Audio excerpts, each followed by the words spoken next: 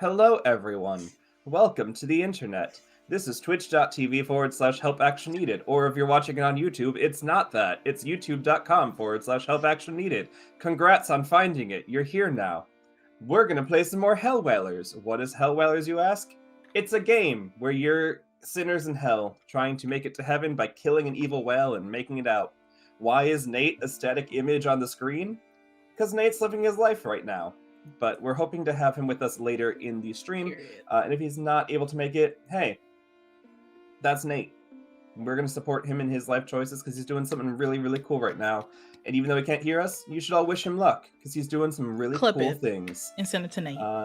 Yeah, !clip. Make a clip, chat. But yeah, we are here to play some Hellwhalers. So let's go around and tell everyone who we are. Overlay order. Taylor, who you be? I'm Taylor. I be Taylor, aka Swanky Taylor. Not gonna lie, I forgot what my character's name for a moment was. Marianne, right? I'm Marianne. Yep, Marianne. Yeah, I am Marianne. Marianne Stack. Marianne Stack.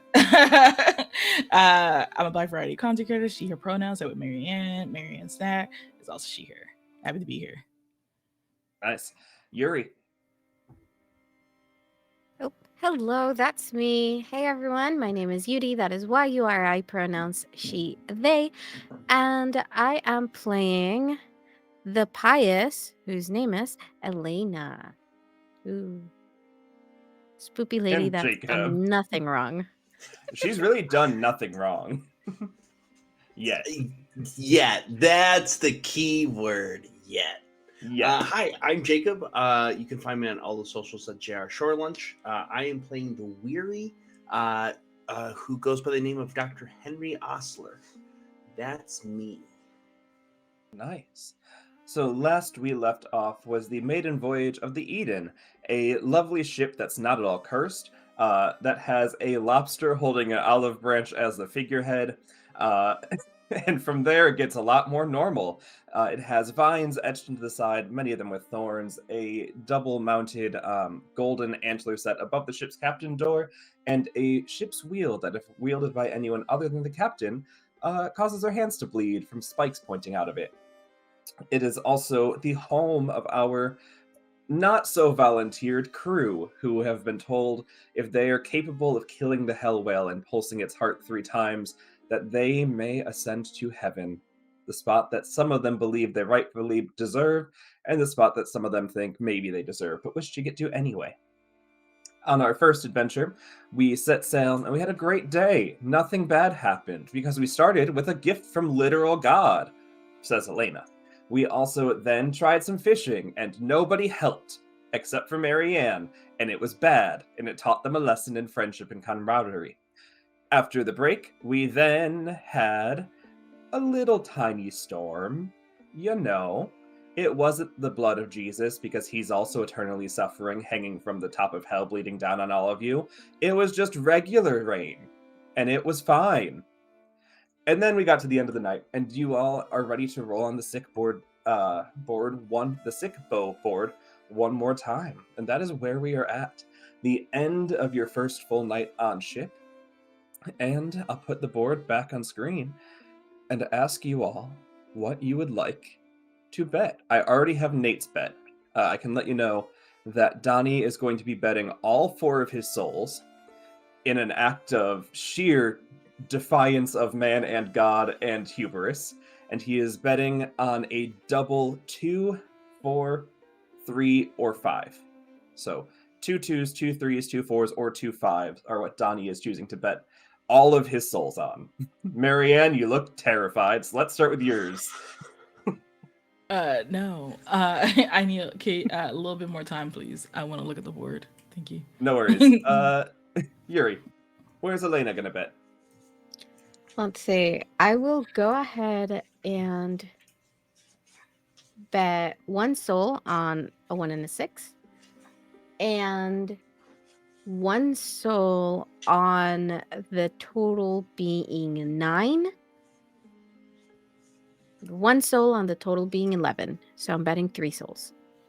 Okay. Which leaves you with 2 souls, is that correct? Yes. Okay. Where would Henry like to bet? I think Henry is going to bet. He is going to bet, I think, a total. Yeah. Okay. He is going to bet 3 souls as well. Okay. He's going to bet that there's going to be a 4 and a 5.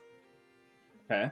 That one of them will equal 12, and that one of them will be, and then one of the souls will be.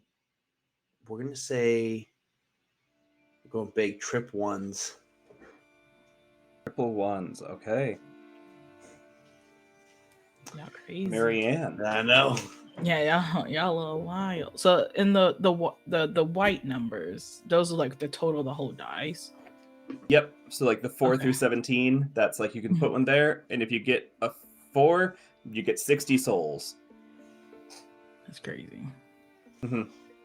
I am going to say I want to bet 1 soul on a 1 and a 4. I want to bet another soul on 1.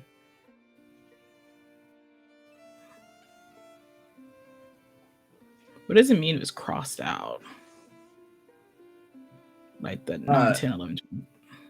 That's just the 6. It's Okay. aesthetic. Yeah. Okay. I would also like to bet 1 on 11. Okay. And then I want to bet 1. What does small big mean? The small means that the total is anywhere between 4 and 7. The big means that the total is anywhere between 11 and 17. Okay. And then I'll bet 1 on double, because I already bet on 1 and 4, right? Is that what I said? You've bet on 1 and 4, a total of 11, and then you have a third soul if you want to bet at all. Yeah, man. So double 4s. Okay. Okay. So both Stack siblings choosing to bet it all, while the other 2 crewmates have a little bit of restraint.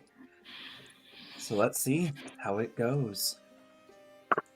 We have 2 4s and a 5.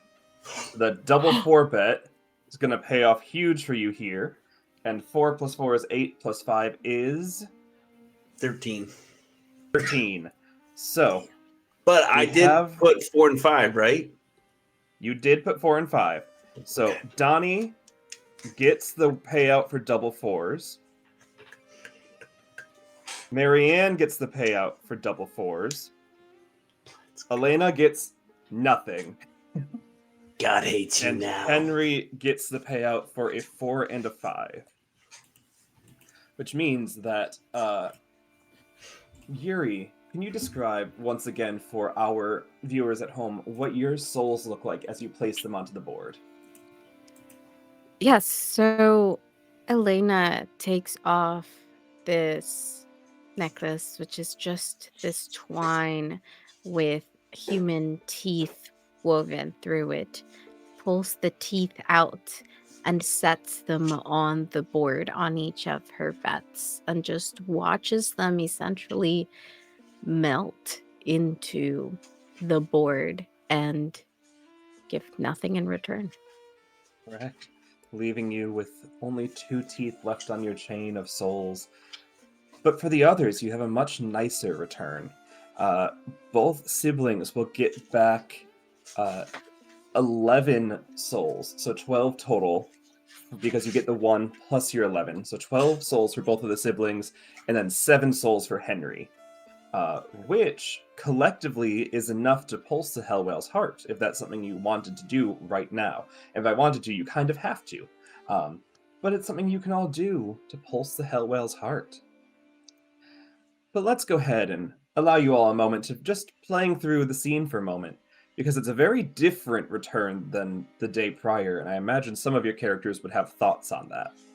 So I turn the scene to you all.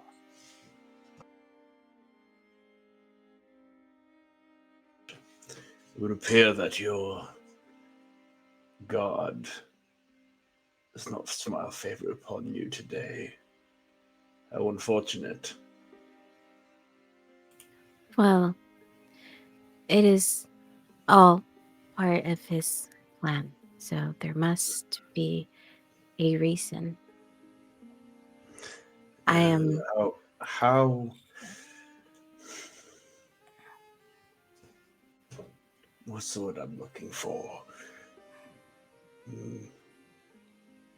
Convenient for you. All in his grand plan.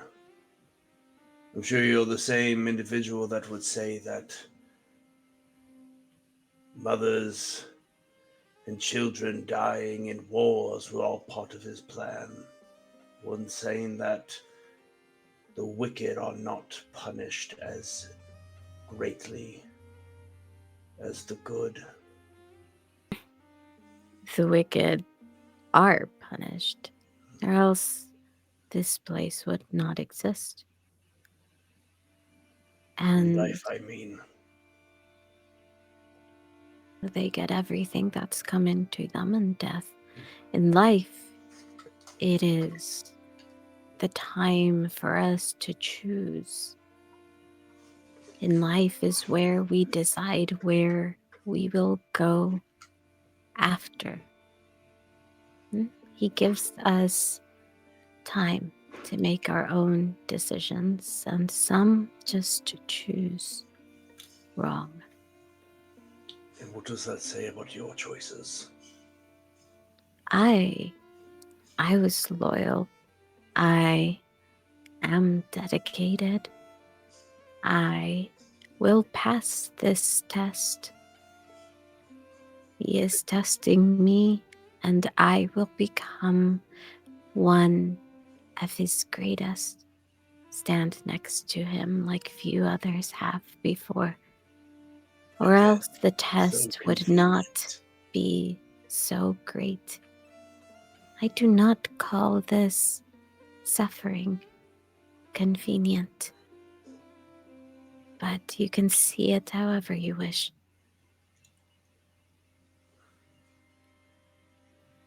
Well, today I shall see it that your suffering is greater than mine. Maybe so.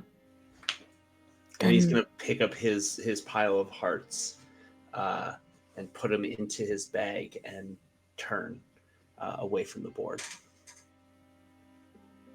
she turns to the siblings and gives each of them a smile and turns away as well. I believe Marianne is like stacking up her cookies, putting in her lunchbox, and then nods back with a smile. Like was just like eavesdropping on the conversation. Do you want to contribute or interrupt? I think, Marianne, while you're doing this, you would see as Donnie's picking up each of those like photos that he's holding for his now large assemblance of souls.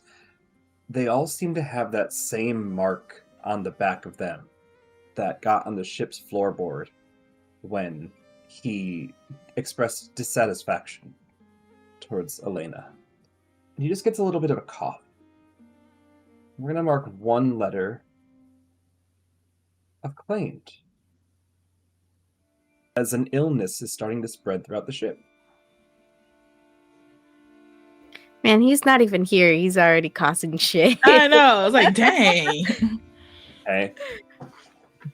You all got cursed last session. That's on you.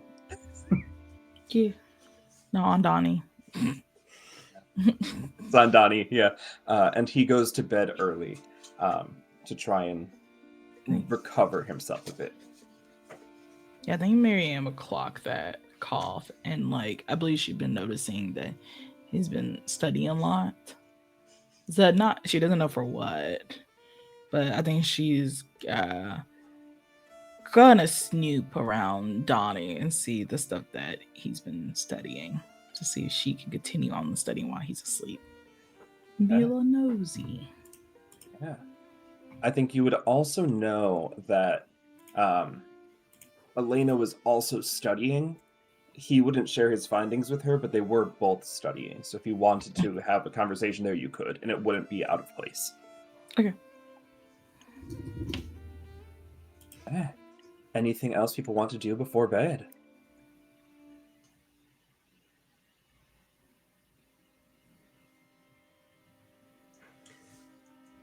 I think the only thing that Henry would want to do is seeing Donnie go to bed early and seeing that there's a cough. You just take a couple of notes, what the ailments are, what time it started. He doesn't like being called the doctor. He doesn't like that title anymore, and yet he can't stop the habits and the training that he picked up in life. Okay. Nice. Then you're able to take those notes and you all make it to bed. Your bedtime routines recovered as well. When you wake up the next morning, doesn't have any presents, no gifts from anyone laying at the feet of your bed. Donnie remains in bed, incapacitated, but not harmed any more than one in hell is typically harmed. And you all are able to go about your day. The rations will have been consumed, but not replaced, as you all have, a reminder, failed at your fishing objective, bringing us down to a total of 25 rations. The morning is yours.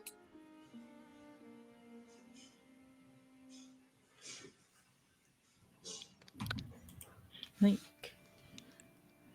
Marianne is like out and about reading Donnie's notes and stuff about like curse and illness and stuff, noticing that he's been looking a little worse.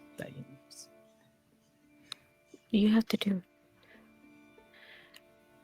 I think if you're outside, how early do you think you would have gone outside? I think pretty early. She kind of does like a nice chore routine in the morning. Okay. So if you're out in that early, then you would probably already be out when Elena walks up to the deck. And you see her walk up to essentially to the poop deck, right? So the little deck that sits just above where the wheel is, very back of the ship and the highest point. And she sits there cross-legged, and depending on how close you get to her while doing your morning chores, it just looks like she's meditating. But if you ever do get very close, you would notice that she has that dagger that she always has with her, laid across her palms, and she is bleeding, while holding onto it as she is murmuring stuff down at her hands. Scary. Yeah. I think Marianne would get close to Elena because she's like excited about like her findings that she's like while she was reading and everything. So she's like sprint walking over and being like, Elena, like started slowly getting freaked out. I was like, you're bleeding. You really? Oh, let me go get bandages or a first aid kit. Are you okay? No, it is fine. I am, I suppose, apologizing for whatever I may have done and asking for, I suppose, forgiveness if I did not notice what I did wrong. We need his help to get out of here. I am simply trying to correct a wrong. I will be fine. We will heal, if you will sit. And I would like to take a soul from castigate yourself for your moral failings. For sure, of course. Very castigated. Yeah. Marianne, is there anything you else want to do this morning? Oh, go ahead, Yuri. Since Marianne had come up to her, as she is telling you this, she sort of wraps the dagger in what looks to be just more of the cloth that she wears around herself. Did you need something? I know that you was like studying about like maybe an illness or something. Donnie was also looking it up, and here's like some of the notes that he's been taking. And I know that can help us out. Ah, yes. Did you find anything? It's like, what was the curse for again, or would she even know anything? Even Donnie wouldn't know. You just know that there is a curse placed upon the ship, and that it seemed to be fueled by the way he felt about Elena. Okay. It's like, all I know, there's a curse going around, and I feel like my brother was involved in it. We're very heightened emotions towards the folks on the ship. I see. He has issues Very with much. me. I know. Oh, well, everyone. He just doesn't trust people or fishing. But like I told you, Marianne, the only way to get out of here is together. Yeah. And this is proof that not working together affects all of us. This curse, this sickness, we do not know if it will only affect him or if it will spread to all of us. Yeah. Honestly, I want to work together. I want all of us to work together. Donnie's just stubborn.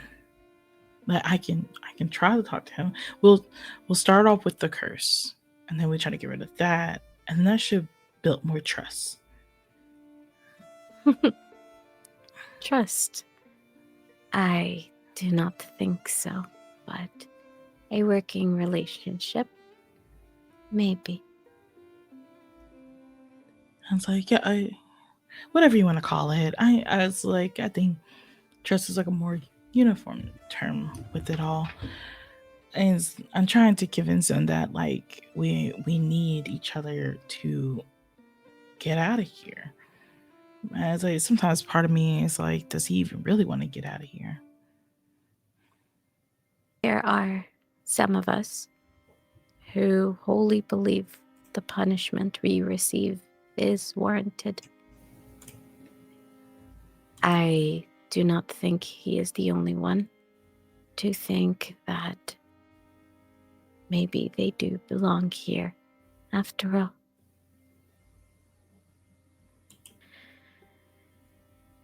But I suppose that is for you to find out and talk with him. Does he really want to leave this place?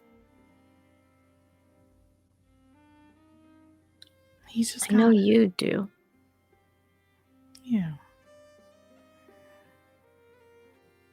Like we don't belong here. We just trying to provide for family. is that I just don't think it's fair that we're here. And here you have an opportunity to leave this place. And I know that you are taking it and doing what you can for both you and your brother. Sometimes people can't see further than their own nose, their own misconceptions. I'm just so afraid of the option of what if I pass the test and he doesn't? Do I just leave him? And wouldn't that prove that he belonged here after all? But what if that's also a test? Now I should be sticking with family. Family is what we make it to be. I had people I called family too. We protected each other and did things together. We went through hardships together. That was family. They very literally jumped in front of blades for me. I would have done the same for them. That is family. Family's complicated. I took a bullet for my brother. Well, then, you are most definitely his family. It is then up to you to find out if you are his. I always ask myself, would he have done the same that day?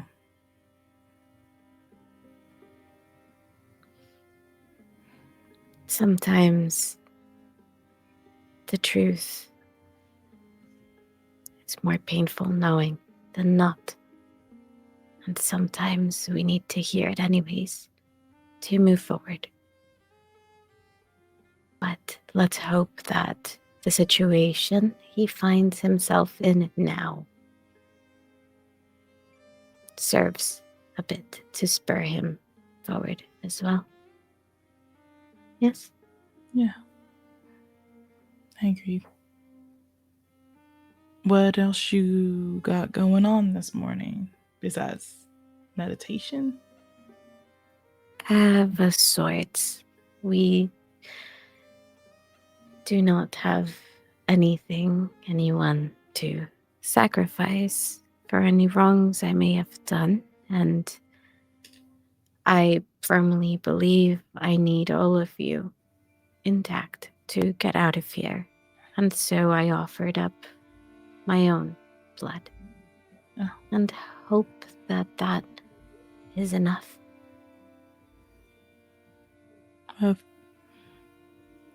you need me to help with any rituals or whatnot, just let me know. Because again, we need each other. And if just sacrificing a little blood means help you out, I'll do it.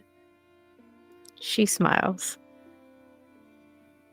Intent is important. And I genuinely do believe your heart is in the right place, Marianne. Thank you. I will help with the rest of the chores. Yes, and then maybe we can give fishing another try. Yeah, hopefully this time we can do it. Like, my brother won't be involved, and it might be calmer this time. We could try talking to that doctor. Yes, I suggest you do it instead of me. I will be waiting up here. Okay. I'll Marianne, try this. go ahead and take an additional soul for affirming the moral choices of Elena. Hey. Speaking of that, Doctor, Henry, you'd be up by now. Mhm. Do you think you're quietly overhearing this conversation, or have you fully stayed out of it? Oh, also, hello, Tourney Adventures. Thank you so much for the raid. We are playing a game of Hellwhalers. I see the Tipsy Tiger is coming in with you, so I imagine you might know a bit about this game. But it has some content warnings. So if you're not really into Christian hell and, a lot of bad things, feel free to raid and run. Take care of yourself. But yeah, thank you so much for bringing me. Thank you so much for trusting me with your community, and we're so glad you're here. Henry, what do you do? So I think Henry has been spending the entirety of that conversation, the entirety of this morning. Henry has been awake but sitting in his quarters. And he's just been staring at one of the hearts, one of the souls that he has. Oh my god, the teeth! Oh, I love it. I love it so much. He's just been staring at one of the hearts and like rubbing his own chest where his heart would be ? And just like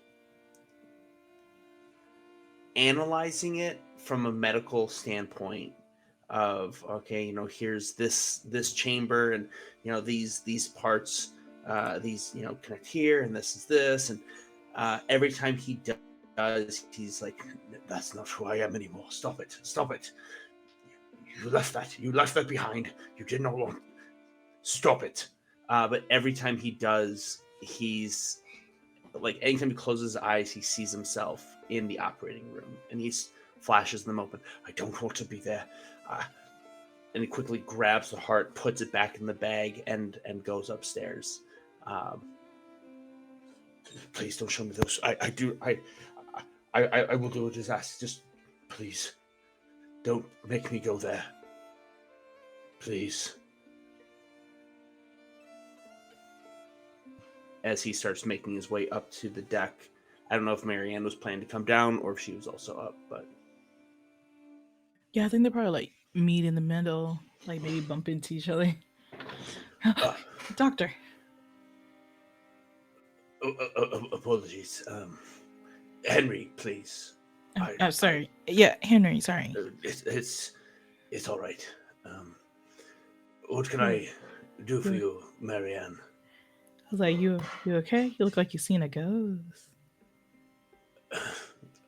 A few. We was gonna go fishing here soon. I want to see if you would like to come help.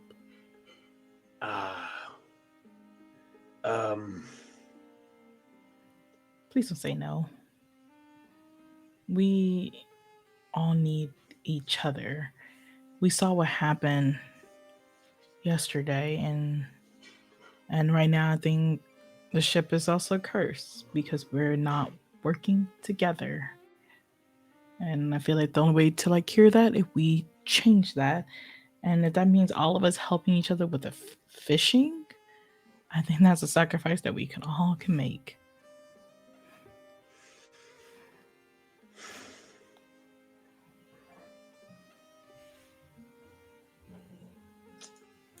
Very well.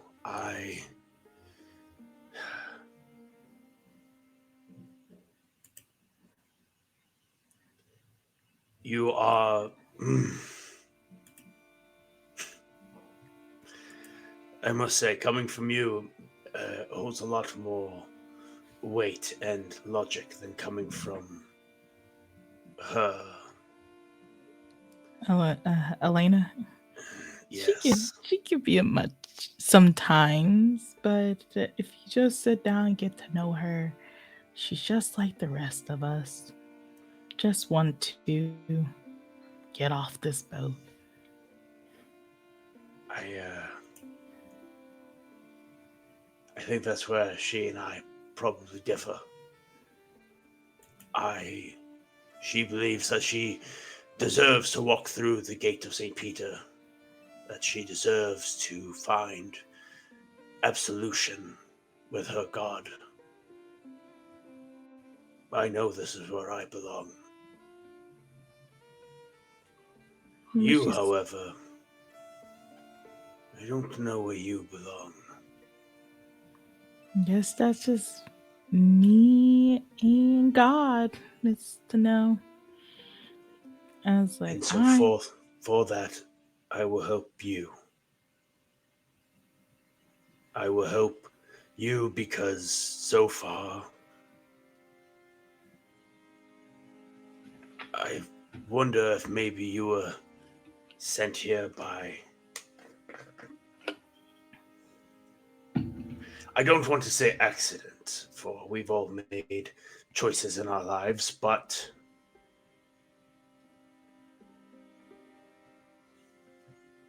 I think you might be the best of the four of us, so let's go catch a fish. yay. But it's like, I hope I can help you believe that you also belong up there. I think everybody does. Everybody deserves a redemption. If you knew my story, I think you would say otherwise. I'm not the one here to judge.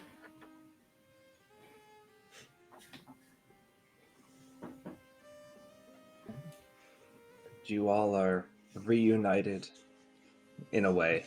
It's never quite been a reunion. And it seems like you're going to go fishing. Who would like to roll for the fish? I think I did it last time, so somebody else did. take the blame. Yes. Not Taylor, you take it. Oh no, what do I roll? A single d6. Crazy. Mhm. 1. 1. Okay. Ones are good, right? We want ones. We want Right. Ones are nothing's typically good. Okay. Okay, cool. Yeah, nothing's good, but ones are better than 6s.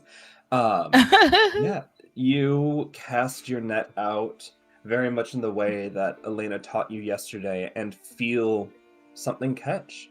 It doesn't feel like it's fighting back too strongly, so you would know that it's not going to be too hard to bring in, but it is maybe not going to feed you as much as whatever your brother let get away yesterday.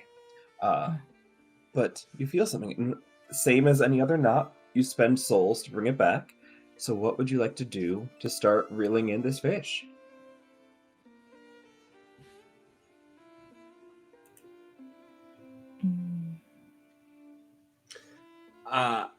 I'm going to use a soul of work smarter, not harder. And instead, as we're like all pulling this net in hand over hand, Henry's going to take the rope around the mast and loop it around and start pulling it that way, like a winch, in order to ensure that it can't slip out of our hands. So I will take one soul off, I believe, bring me down to 8. Okay. I'm gonna use the move of ask yourself what you need. And I think like Marianne's just gonna like tell herself basically self affirmation and like just like saying like I was like, I need this fish. I need it today. It's gonna help me cross over. I need this. 2 of the 4 knots down. Elena, what do you do?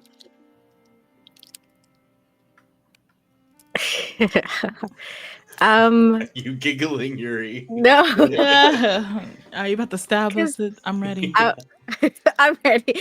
No, because I have the least amount of soul, so I was like, I could take this time to do a weak move, how the boys did it yesterday.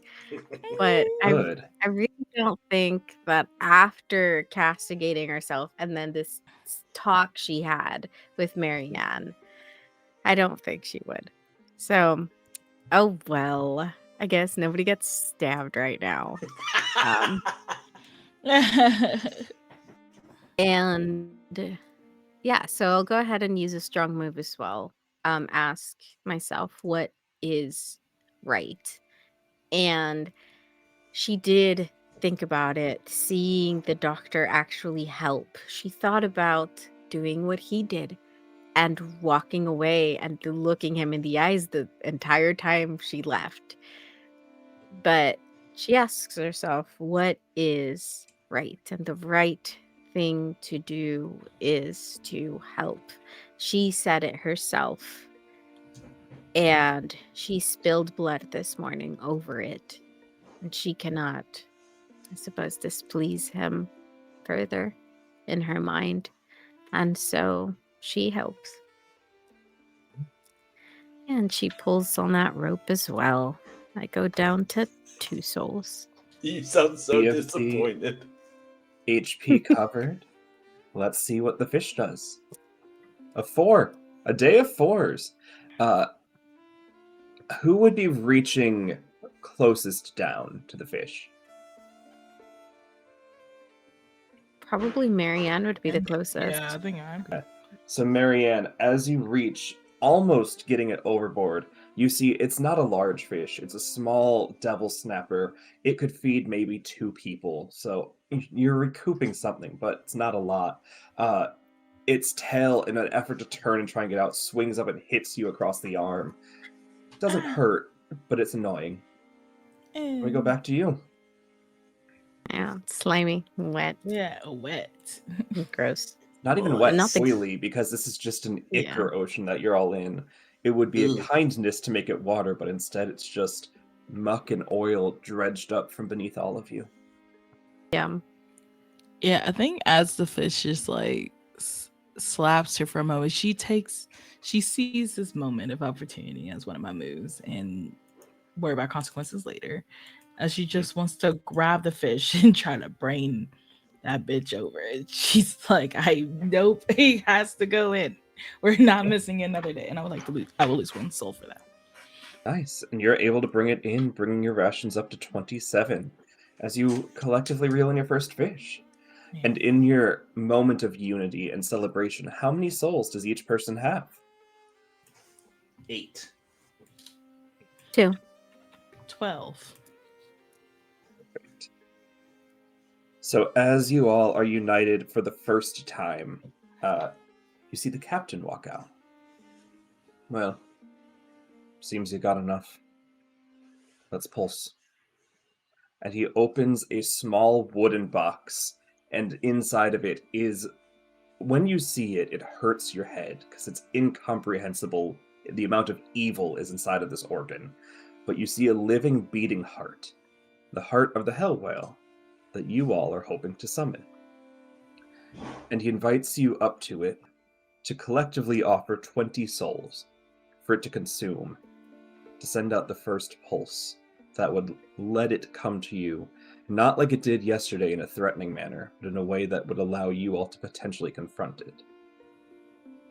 And it doesn't need to be one person giving up 20, but how many souls does each person want to offer up to hit that 20? I'll say Donnie will give 5.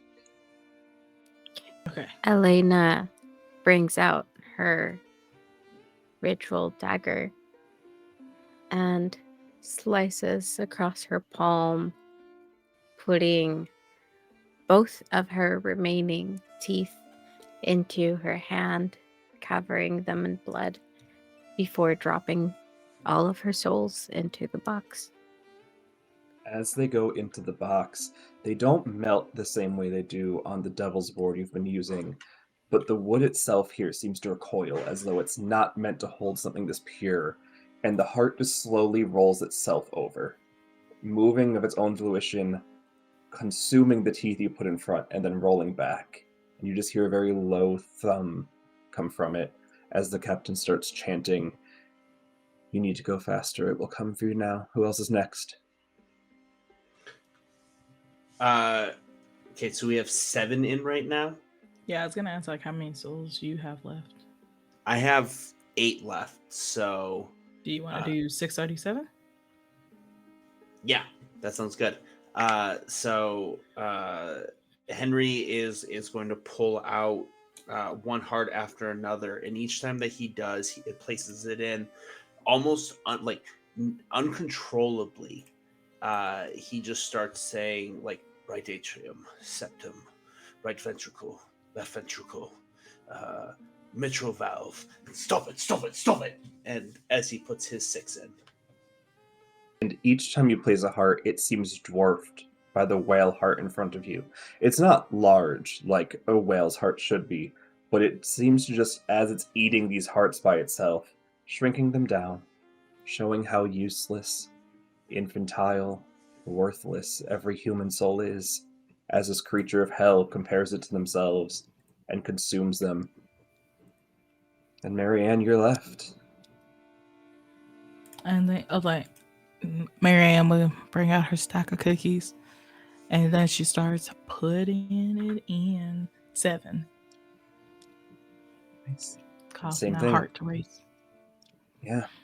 A strange level of sugar added Yep, into a heart. that's to get that Yeah. pumping. But as it settles, you feel going throughout all of you like the low pulse of a drum just. And inside of each of you, you feel the pulse of this heart. And you see it ripple across the ocean behind you in the Stygian Sea. And somewhere, the Hellwhalers felt its heart. And with the first pulse, we now get to see if we get an omen or a curse or neither. Hooray! Okay. So we're going to roll a d6. If it's a 1, it's good. If it's a 6, you get another curse. Hooray! It's a 4. Nothing happens. So you all remain as safe as one can be aboard the Eden for today. The captain closes the box. You're good in there. 2 more of that should bring it to you. Don't fail me now. And returns back to his quarters, puts the box away, and then goes back up to the wheel. And you 3 would see, slightly off in the distance, a small sailing vessel. Doesn't seem to be aggressive. Doesn't seem to be calling out to anyone, but a small ship sailing through the sea. There's other boats here? And then Marianne just asked out loud. It'd be hard to imagine we're the only ones suffering and trying to find redemption. I think we should check it out. Maybe they have more provisions we can use. Or at worst, we found ourselves a sacrifice. I do agree that we should get some rations from them. And what if they're going to try and burgle us? Take what we have, mug us for the few finite resources that we have. No, we should just let them pass. Just allow them to go by. Are you scared, Doctor? They could be nice. It was like if we're all in the same trouble, we should all help each other out. Yes, I'm scared. They are sinners like you, but you don't know what they did to be here. Does that scare you? Or what does?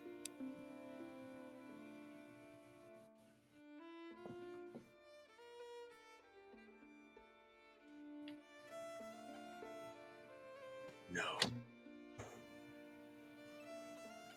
We are each other's torments down here as much as the place itself. If we were to take their things, do whatever we must to stay safe, that is just more of their torment they rightfully earned, or else they would not be here. You see Henry touching his at his heart once again. No, I will not be like him.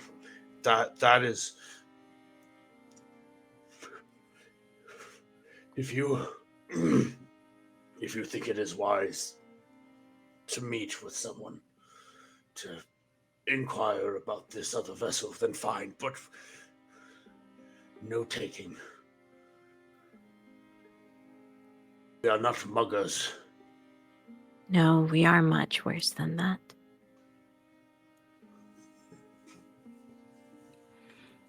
I think I could agree upon that we no taken. We can just talk. But if they try to harm us first, then I think all bets should be off. That I can agree with. Well, let's see what is on that vessel then. And as your paths intersect, it's a small, essentially just a sailboat, versus your sailing vessel. This is a boat that shouldn't be able to survive out here, but somehow manages to. And you pull up alongside it, and you hear the screams of a dog somewhere. You pull up alongside it and extend your plank onto the ship. There's no resistance. And on it, you just see one tent aboard an empty vessel. You hear chanting coming from inside of it. That's all. Elena, do you understand the chanting? Yeah, is it in a language we can understand? I don't think you would, being from 1940s Mexico. No. Oh, Is it is it in? I mean, I suppose any of us would know Latin. Yeah. I have to. So like, it's not. I assume it's nothing that Henry understands either. Okay. Henry's standing back by the mast. He's relinquished his control of being able to say like, hey, let's not talk to them. But he's not going to be the one to reach out and be the person of contact. I think Marianne will look at them and be like, do we still want to do this? I can be the first one to walk over.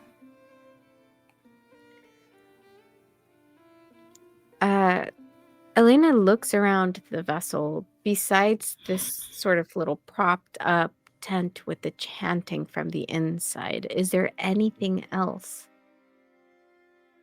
just on the vessel itself?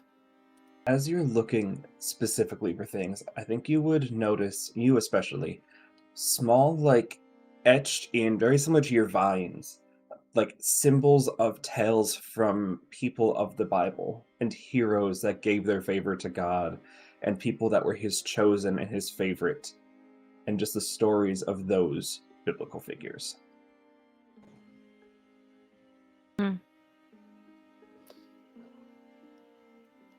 Yes, I think we should go see. And yeah, she'll walk with Marianne towards the flap of this little tent. Yeah, I think Marianne would try to peek in. When you peek in, you see a single man. Doesn't appear to be too old, probably around late 30s or so, who's sitting over a table with nothing on it except for just like pages of the scripture written out several times as though he's writing it out to keep his memory. But you wouldn't recognize them, Elena, as someone who would be studied in it. Neither would you, Marianne, as someone who went to Sunday Mass. These are alterations, deviations from what you all would know. And the man himself looks up as you're there, and you see perfectly normal, except for the fact that his eyes have been plucked out and put back in backwards. So the backs of his eyes, where you would see the things connecting to your corneas, have just fallen out, and he has two small veins sitting there. I knew you would come. Me specifically? All of you. For we are sinners, and we are trying to return to our home. A home some of us have seen more than others, but you are here. And what do you have for us? The gift of prophecy. And see futures as they will be unless you change your path. A gift that did me well in life, but a gift that he above did not think was appropriate for one in heaven to have as well.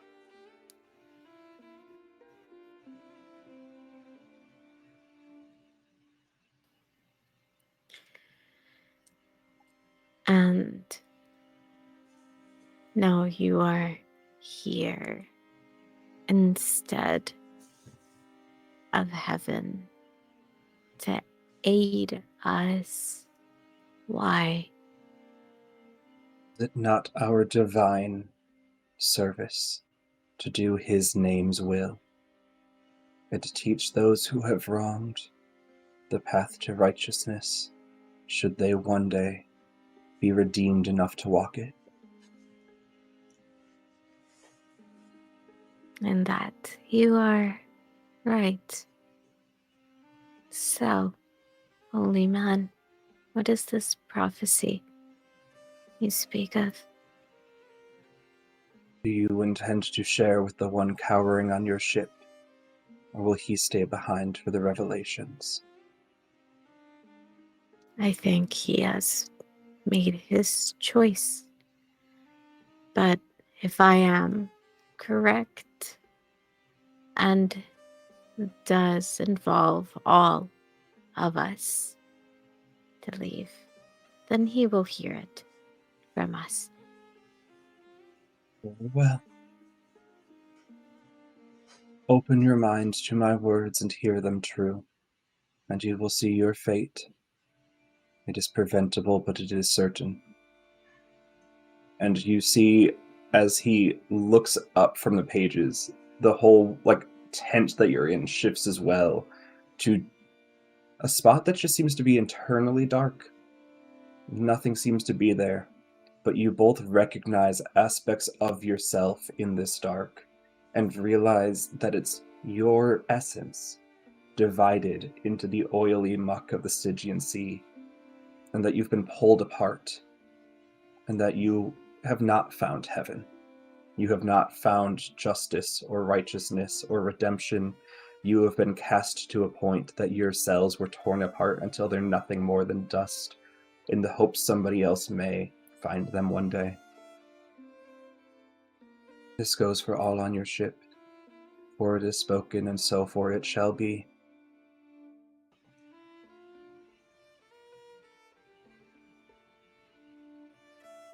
You see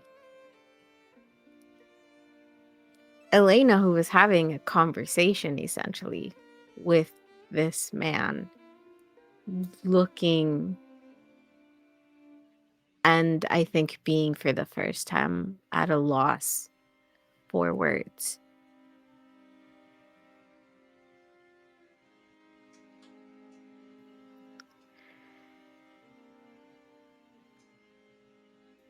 Can we see each other still?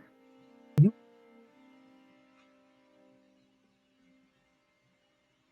And we can see the man, or just hear his voice? You can see him, yep.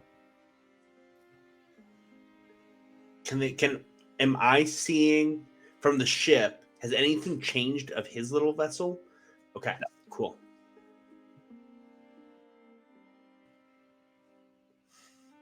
You said this is preventable, right? Change your path. If you do not change, it is certain. If you change, it is preventable. You see, Marianne, this is what awaits us if we do not do this. If we do not go through with this. This is what awaits all of us. You, me, your brother, the doctor, everyone. We have to do everything that we can to make sure that this does not come to pass. I will not fail my test. I will do everything in my power not to fail it. But unfortunately, this is not a path that I walk alone. that you have seen it, I hope you understand. I think Marianne just looks very wide-eyed and is like, yes, I understand. I say, we have to pass this test together. We can't have this happen.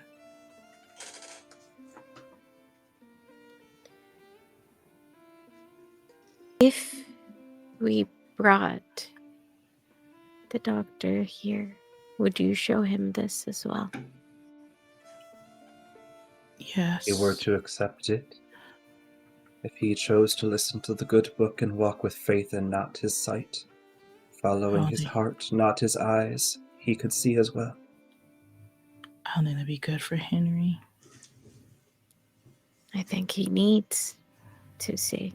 He needs it, but I think we should be prepared that Henry probably won't talk to us for a while.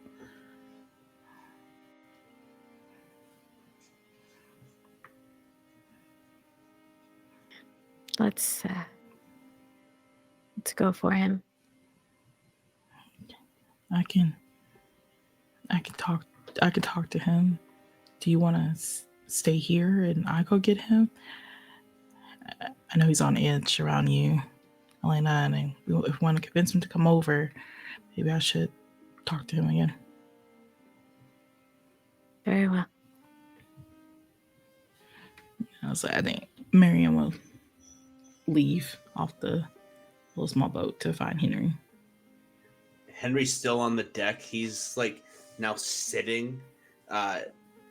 Probably even by the time it took him a while to sit down, his bones ache.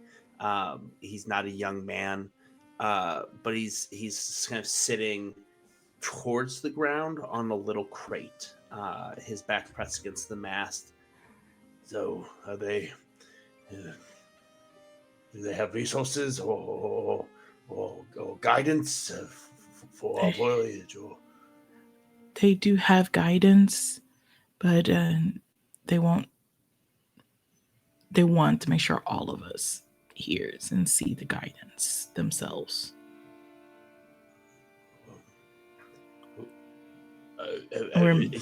Is it directions to better find the whale or to navigate this endless sea? Like what? It's better if you see it yourself, and it's very up into interpretation what you think the guidance is. All right. And Henry's going to slowly stand up, and you hear him groan as he puts pressure onto his knees and starts to make his way towards the little vessel, following Marianne. It's like Marianne just opens up the tent to let Henry in. As soon as he sees the man with the, dear God. Yeah. It is in all of our name, Blessed Father, who will aid those who need the aid. And immediately upon entering, Henry, you would feel the same, like, distillation of your entire essence across the sea. How do we change our path? Does this mean we should stop seeking the whale? Does this mean I need more than just change your ways to avoid certainty and Go forth, each of you, to the fountain of the one who died but then yet returned. Pray in his name, so you may find forgiveness, and you may, just like Lazarus himself, be revived from this world into the world of your own. Do that and you might be saved. Where in hell are we going to find the fountain of Jesus Christ? No. The fountain of Lazarus. This man does not listen. You must uncloud your ears and your mind, lest you be consumed by those in hell.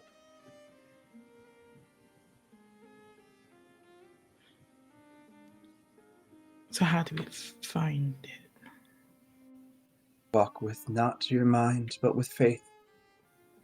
The path will guide you there.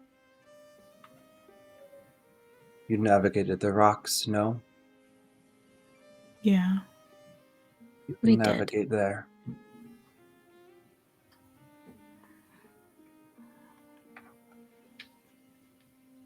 think Marianne will look at the two of them and look back at the man and be like, thank you for your guidance. And she just kind of like walks out slowly. You see, Doctor, this is what will become of you, what will become of all of us.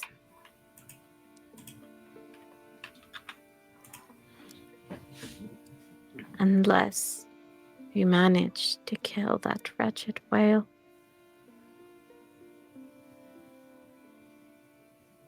I don't think you want to end up like this as much as I know you think you belong here.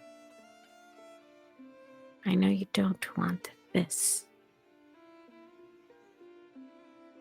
And tell me something. Yes. How am I supposed to navigate through all this when I don't know where my faith even lies?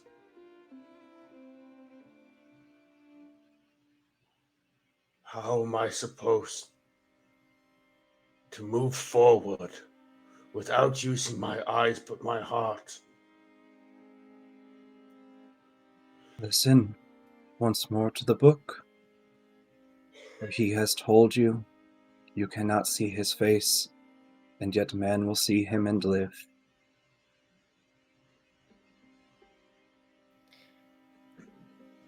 You cannot make logic of everything. Sometimes you just have to let yourself be swept up. Lean on those who know what they are doing.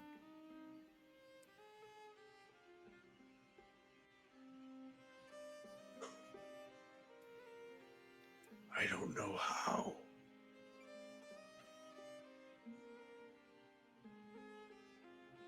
We are doing it together. So you don't need to know how, for you are not doing it alone. Just come along and aid where you can, and we will push and drag each other along as we are meant to until we reach our goal.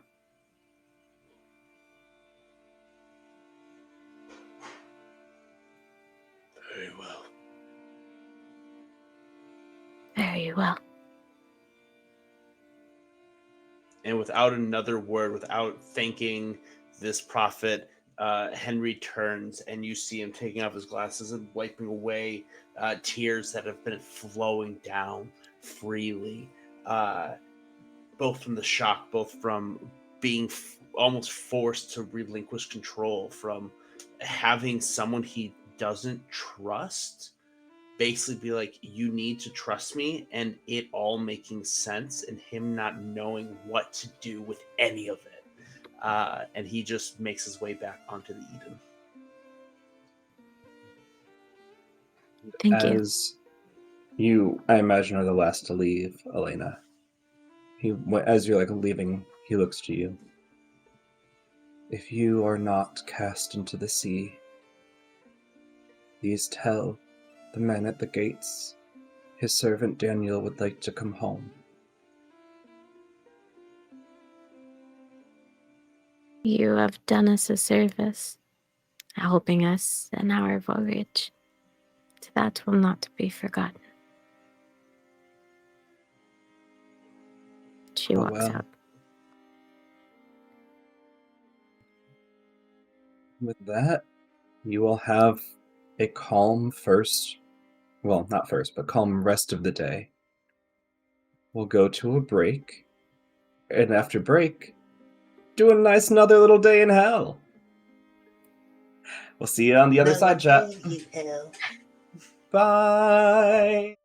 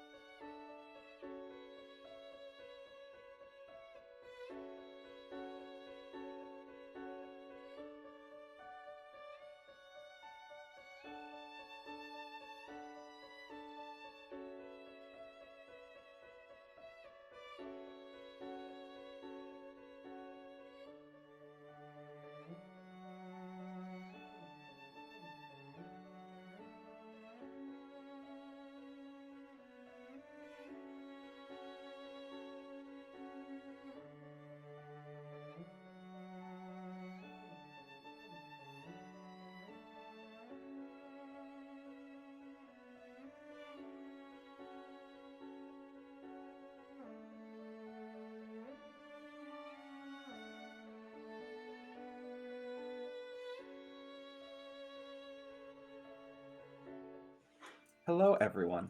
Welcome back from the break. Another day has passed in hell. Luckily for our players, it was rather uneventful. Unfortunately for our players, that means a new day is dawning.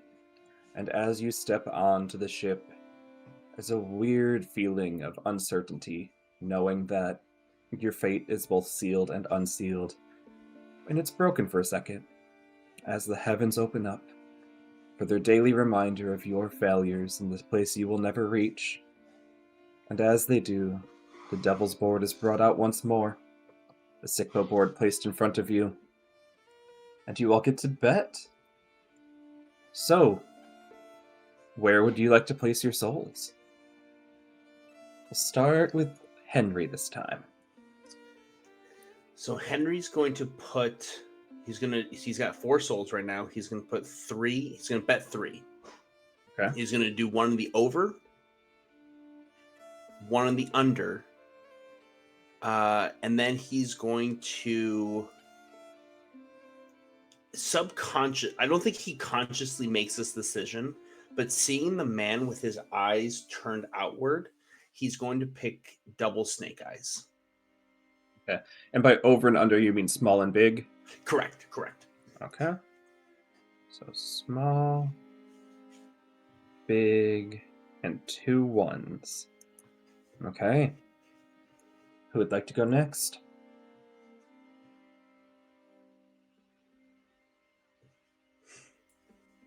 I'm gonna go ahead and bet my soul on 2 2s. 2 2s. Okay. I am going to bet, since Forrest has been a time here today, I'm going to do the 1 on 1 4. Okay. 1 on 12. And then 1 on triple 4s. Okay. So we have a small, a big, 2 1s, 2 2s, 4, 12, and triple 4s. Let us see how the bet goes. You all act like it's so stressful. Because we're gamblers. Yeah. So we have a 1, a 2, and a 4. Oh. So a total of 7. So you do get 2 souls for Henry. The soul you put in and the soul you get back for your small bet. Okay. And we get 2 souls as well for 1 4 for Marianne. So Once close. again, Elena, Nothing. comes for you. Nothing. Why But is you only do 2 know what souls? does come. Why is there only 2 souls? For the 1 4 that showed up. Okay, so that's not 6. Or am I doing math wrong? Or did I read this wrong? Is it the 1 ratio 6? Or am I looking at that wrong? So down on the bottom of them where it says like 1, 2, 3, 4, 5, 6 in like the big black letters. Yeah, no, I didn't do that. I did the dice. So 2 I thought you 4s. said that. I thought you did 1 4, 12, and 3 4s. Oh, did you do like 1 comma 4? I'm doing the one with the No, dice okay. in the rows. The Got it. Then yes, then you will get Oh. 6. I thought you were betting on like a single 4 will show up. The bottom No, column. no. Yeah. No, then I in did that the case, row. Yes. You So get I'll get 6 in that case. Yep. Well, 6. 7 because Nice. 6. 7. Yeah. Plus 1. Okay. Yay. Cool. I thought you meant 1 4, not No. 1 and 4. That's what I thought too. I'm like, oh, you're covering your bases with all the 4s. No. Yeah. I was like, nah. Then, as these teeth decay into cookies, you hear the coughing of Donnie getting worse. I know. And claimed progresses 1 further. God dang. And maybe a revelation will come to some of you in the night for having studied it. Maybe not. but you all make your ways to Maybe bed. we throw Yep. him overboard so the Maybe sickness you throw him doesn't overboard. spread. It's a good option. Nothing bad could come of that. No. No. Yeah, no, not at all. But you all make your way to bed, and it's a quiet night. It's a simple night. It's a night of a 7. Does anything change, you think, in your character's nightly routines as you've been confronted with a potential future where you are dissolved into nothingness? Or do you all stay your course? Oh yeah, no, Elena's freaking out, bro. Uh-huh. Cool. Tell me um more. so when she basically just thinks I'm not convincing them fast enough. I'm not doing enough. I am going to get turned into nothing anyways. And again, the fact is she doesn't think that she was meant to be here in the first place, right? Um, and so she's like, I am going to be away from God and away from everything that I was supposed to have. And as she is praying again, cutting her hands open on her blade and praying over them, out on the deck in the middle of the night, um, she has this moment of fuck, like, did I fuck up so bad that he just left me altogether? Like, did he decide not to give me a chance? Did he decide, well, she's already there and she's clearly not going to pass, so we'll just leave her there, right? Has he already forsaken me? Um and and so she asks herself that, and she basically ends up like screaming and yelling at the sky for a good half hour. Um before sort of, when you like cry so much that you stop crying, not because you're done, but because your body's just tired. Eventually that sort of happens, and she meanders her way to bed thinking, well, the prophet could have been real and meant that there is still a chance for salvation, and that I was right and we have hope. Or if he did really forsake me, then this is the devil just playing with me and making me still hope. And she doesn't know which one is true. Yeah. So I will do the weak move. Ask yourself, why has he forsaken us? And, do that, and then maybe cry myself to sleep or something. I don't know. Marianne, Henry, any difference in your night routine? I think like Marianne is gonna be with Donnie for the evening. She has her chessboard set up as she's like playing with herself. Well, technically, like Donnie's on the other side, but sleep and stuff, and she's just muttering to herself as she's playing chess again, and she's just feeling more and more guilty. Like, yo, you're still sick. Did we not do enough teamwork today? Or is my fault? I should have just told Henry the truth immediately about the guy in the tent. But I was afraid that he wasn't gonna come. Just like as now you got worse. I'll stay true to myself. I should be honest. I shouldn't lie. I shouldn't have truth. I shouldn't do that. I'll take it, and I will take a weak move of taking the blame. Right. Henry. Henry is hearing Donnie coughing. He had done his best to wash his hands and had found a rag, this cloth that he looks semi-clean, that he started to put over his face. And as he walks out of his quarters, seeing Marianne sitting next to Donnie, he stops and basically, like, in his mind goes, oh, I'm basically be caught playing doctor, like doing my role again. And he goes, no, and turns around, shirking his responsibilities. I will also use a weak move.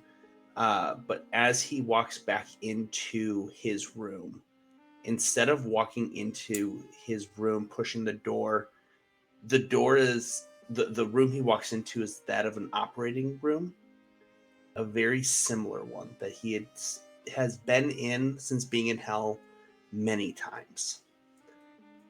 And he stops. No, I will not be here. And he turns around and he walks out. And as he walks out, he's back in the operating room. No, I've done it before. And he walks again into the operating room, and finally, after doing this a dozen times, finally just makes his way up to the operating table, where laying on there is a man, maybe in his early 30s, whose chest has been cut into and the skin peeled back, the ribs cracked to show his heart. And he looks over as there's a nurse standing next to him holding a scalpel and forceps. Doctor, it is your turn. No.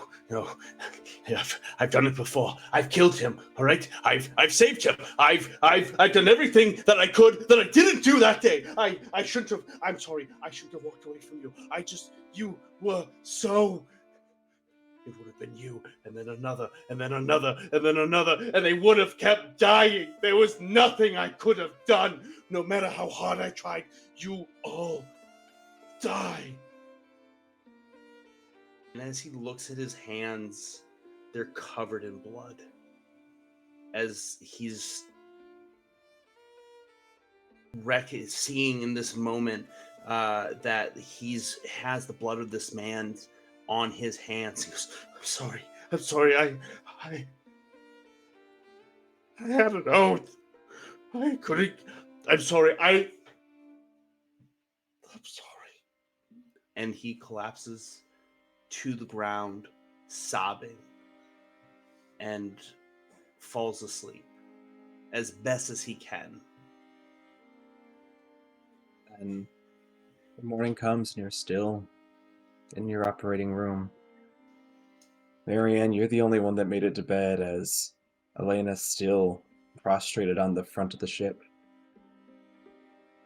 But having gotten a good night's sleep, you're convinced that you heard the voice of your mom in your head.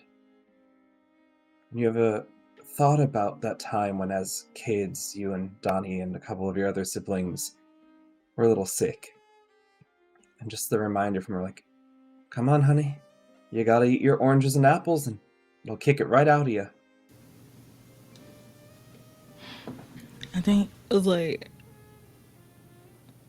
can you say the last line one more time? So my internet's messing up over here. Yeah, you gotta eat your oranges and apples and it'll kick it right out of you. Yeah. As like, so I had like she's just like giggling at the thought right now and like feeling sorrow again of not being able to hug her family again. Like even like Donnie's right there, but he doesn't want to hug.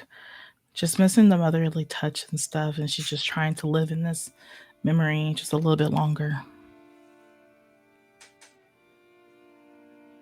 And you wake up with the thought that if you can somehow find a fresh apple, orange, pomegranate, a fruit of some kind that is fresh but also grown here in hell, eating it will cure the ship's curse. And then she wakes up with like a gasp, like in enlightenment, like, oh my God, maybe I am a doctor. An apple a day does keep a doctor away. Poor Henry. If we throw it at his head hard enough. Yeah. In a very different waking up, Elena, out on the ship's deck, your throat scratchy from the tears, from just the sobbing, and you go to cough and something moves, but it doesn't feel like releasing anything. You cough again and again, and then you see teeth pouring out of your mouth. But it's not your teeth. Maybe it's another curse from the devil, or maybe it's a blessing in disguise. But as you cough up each and every time, 7 of them in total, 7 teeth fall from your mouth. And there are souls laying on the ground ready to be claimed. Oh, she's gonna be insufferable today. She, still sort of half asleep and not believing what she is seeing, because sometimes we imagine what we want, and she grabs them in her hands and touches them and closes her eyes and feels them. They are souls. She looks up at the sky and wonders, okay, like okay, I am not forsaken. I am on the right path. There was something, maybe I wasn't convicted enough, but that will not happen again. And she grabs the teeth and, just like a little old lady, starts sewing them through her now slightly longer chain of teeth, and holds them in her hands and is still on the ground a prayer of thanks. And usually it's Marianne in the morning, first one out here starting the chores, but Marianne, when you come out today, you see that Elena has already started them, and she seems to be in a very good mood.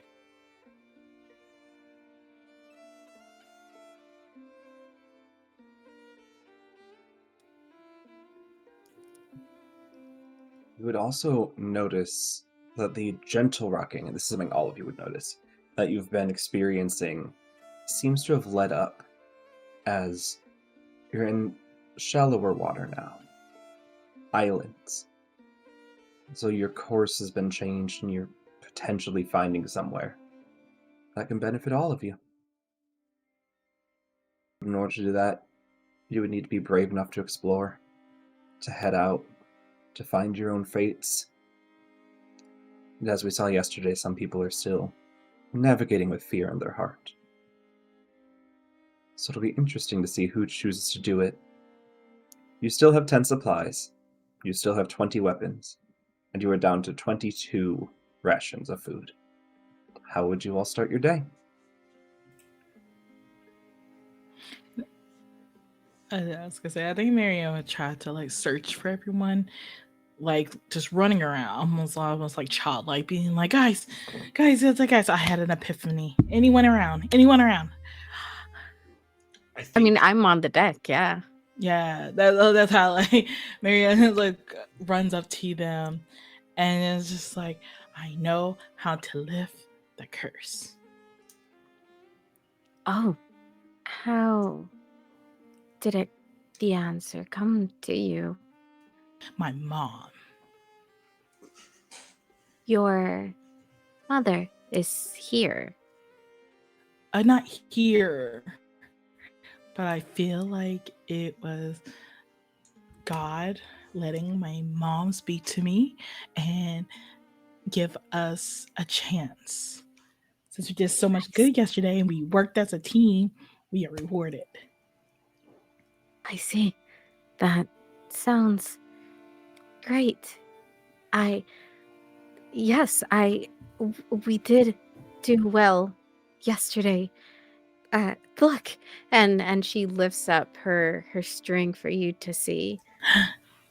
I woke up this morning and we have more souls now as well, and now a cure for the curse. We are on the right path, Marianne. Yes, we need fruit. Fruit. Fruit. If we get fruit and we all eat a fruit, we'll be fine. Okay. Okay. I mean, it looks like we are coming upon islands. We can take turns up on the crow's nest, seeing if we find any with trees or bushes. I have not seen anything grow here, but if you saw it and I have this, then it is a sign, and it is true, and we must not hesitate, and we must not falter, and we will find that fruit. We must tell the doctor. Where is the doctor? Henry? And then she's just like running around, just excited, trying to find Henry. I think you'd burst into his cabin to find him curled up, almost in the fetal position, just rocking back and forth. I'm sorry. I'm sorry.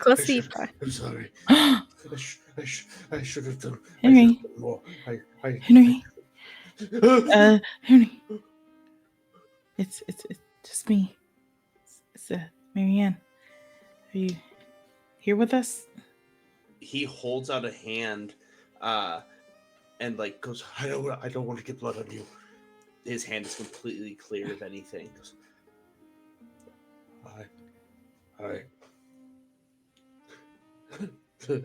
I think with permission, I think Marianne would try to reach out to touch his hand and be like, you did all you could do.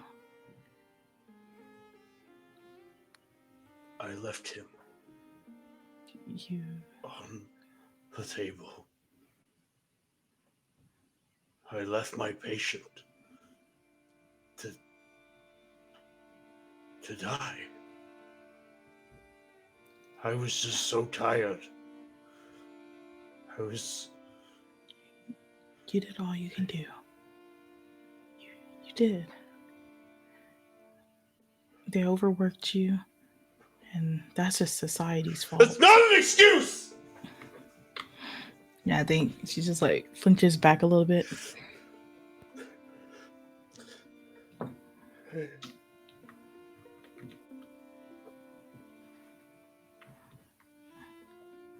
I think she just like doesn't want him to be alone, and just let him fill out his feelings and just sit there and watch him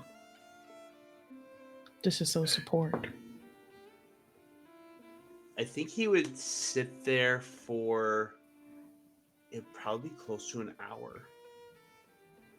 And then slowly, with having another person there, with having someone who throughout the entirety of this voyage has shown so much care and like like a lack of self-preservation, is always looking out for everyone else.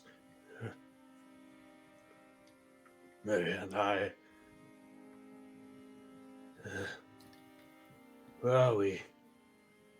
We're about to hit some islands. Islands? Yeah, I figured out a cure of the curse. Oh, that's wonderful news. We do have to deal with apples, and I know how doctors feel about that.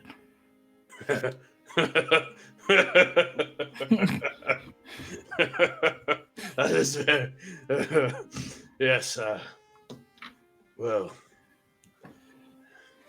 it's been some time since I've had an apple. I'm sure I could find one or two. Yeah. If we all take a bite of the fruit, we will be cured. And then we'll keep the doctor away. Yeah. Yeah. Then I won't have to go back there. Right. To the apples. To the apples. Doctor O'Day keeps the apples away. Right. Right. As he wobbly gets up and makes his way up onto the deck. And Alana, you can see like his the look of exhaustion, but also maybe even a look that all of you have shared at some point, the look of torture.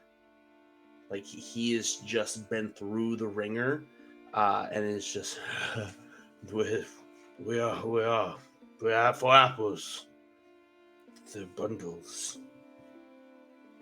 It is good. Yes. Oh. I'm so tired. You didn't get any sleep last night? They wouldn't let me stop.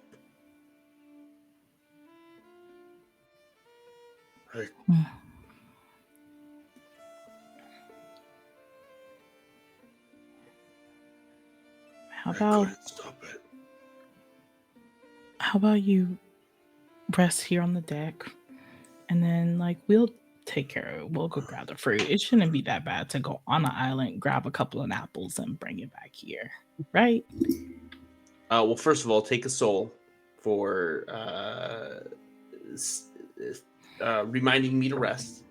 And no.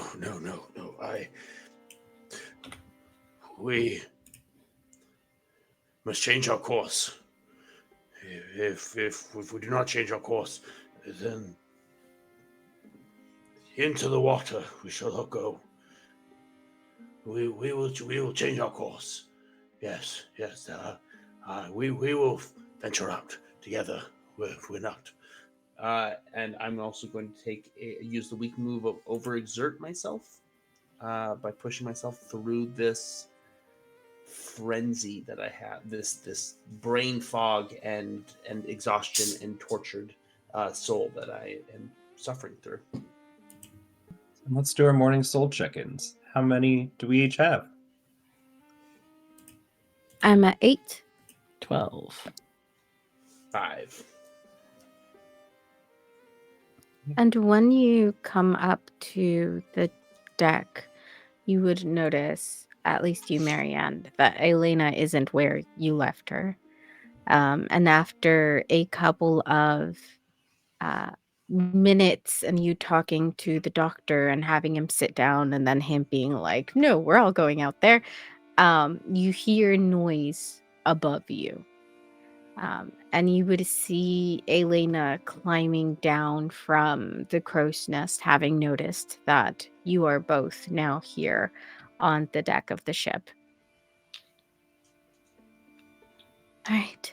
I would have, while I was up there and all of this was happening, would have been up there trying to see if I see anything. So the islands that are closest to us, do any of them seem to have anything of note, or is it just sort of just land, essentially?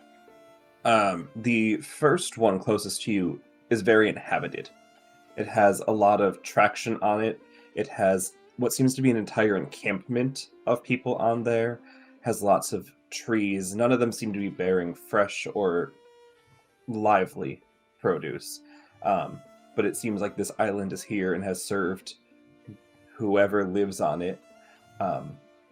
You would also see from this vantage point, since you haven't stepped on it, there seems to be a weird layer of fog and mist on it that you could try and clear prior to going onto or investigate and figure out what it does when you're there.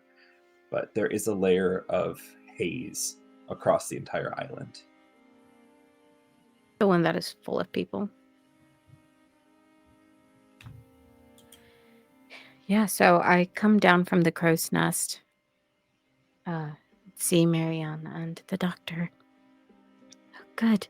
Good, Marianne. Have you told him the good news? We are not forsaken, Doctor. We are not forsaken. He has heard us. He has heard our prayers. The prophet is right. We can still get out of here. We need to find fruit, and I was given a gift. We have more souls. We are closer to pulsing the heart again. Yes, there is an island. The one nearest to us seems to be covered in fog, but it is inhabited. Doesn't seem to be any fruit trees there, but maybe provisions. It might also be dangerous, though. So, Right. Yes. We must find the apple to keep the doctor away. right.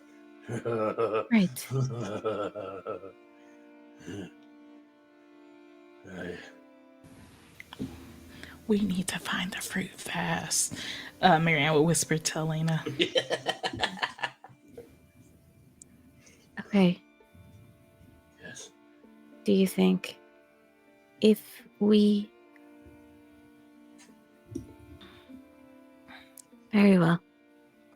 So, if we keep going, then... Maybe someone in the town or on that island has apples. Maybe they're hoarding the apples from the tree. Those are very good ideas, very good points. And if these people had apples, Doctor, would you be willing to take it from them? To save yourself? We could buy them. We No, we do not take. We do not mug. We do not mug. We are not. You riffraff are citizens. in hell, Doctor. And even if we are not, they surely might be. As soon as you say hell, it almost sobers him up, and he goes, Yes, I'm aware. I remember. I don't need reminding. Do we But take the risk?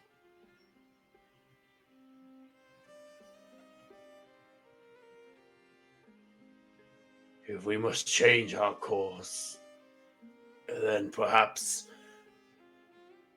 the best way to change it is to do what we would never do.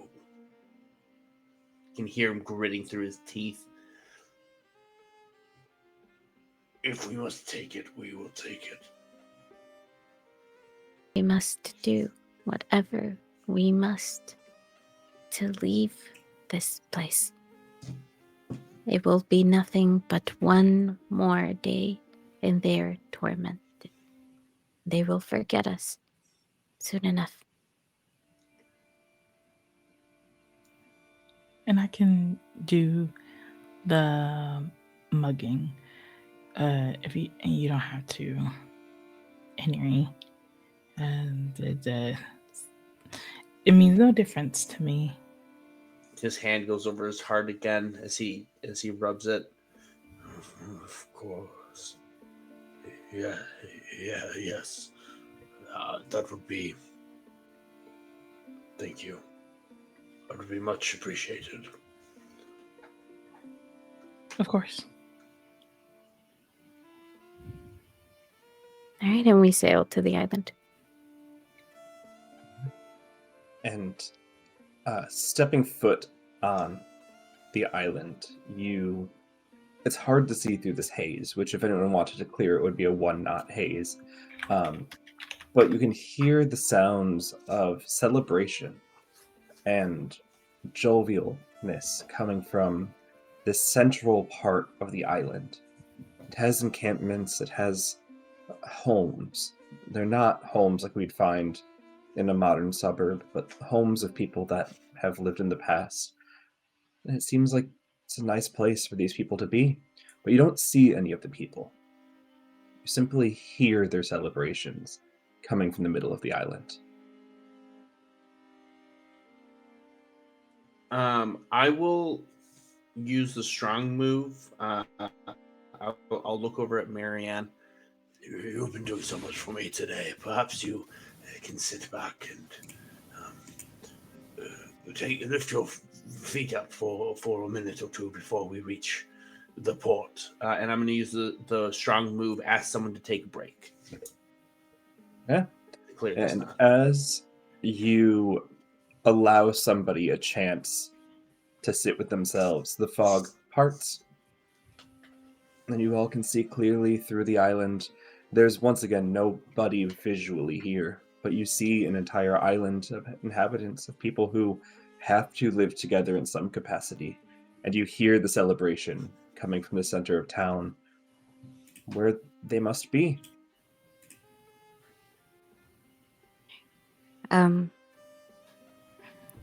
Elena looks around and looks at her companions. Well, it seems the only option is to join whatever they are celebrating. It's been such a long time since I've been part of a celebration. Yes, I wonder what anyone has to celebrate in a place like this. What if they have cake? And I suppose we will find out. In we what head towards manner the sound. do you approach? I think it would probably be Elena walking first. Yeah, I don't know who would be at the end though. I think probably be Marianne at the end to respect Henry's wishes for Marianne to try to take a step back. Then, Elena, as you are first to approach, you're the first to get there. And you see banquet set up, tables full of food, but nothing consumable. It's fully rotted away. It's just mounds of rot on silvered plates with golden, like, serving devices, spoons, forks, everything there. And there's two men sitting on a log overlooking a deep pit in the ground where you can hear the celebration coming from. And the center point, one could say, of town is this large post where a man is upside down as St. Peter would have been crucified, but this is not a cross, it's just a post. And his arms dangling above his head from nothing to support them, and from his mouth is just pouring an entire stream of what looks like honey, endlessly suffocating him, but allowing this honey to pour out into the pit beneath him. There are others, right? There are You two said others around not involved in that, but two sitting on a log around the pit. Up top, right? Overlooking. Okay. and it's just them. Them and all of the people in the pit seemingly having a great time.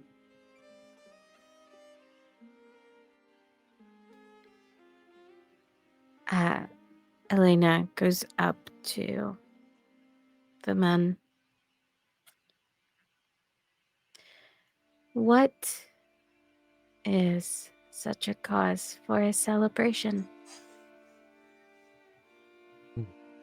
Well, this is their revelation, their bliss. But it's his, gestures at the man on the post, torment this honey that spills from his mouth and chokes him. Yet the people celebrate and consume. Like everything, a cycle. And why do you not partake? We have wandered onto this island as I imagine you three have. We are not of their group. But this And is a you have safe not house. been curious enough to try it? See if it brings you bliss as well. Gestures to a man down in the pit wearing a similar garb to them. We did. And he has not come back out. For how long? You know, time down here is weird. Like, there's no real way to lock in how long it would be. Yeah. He hasn't come out since we saw him go in.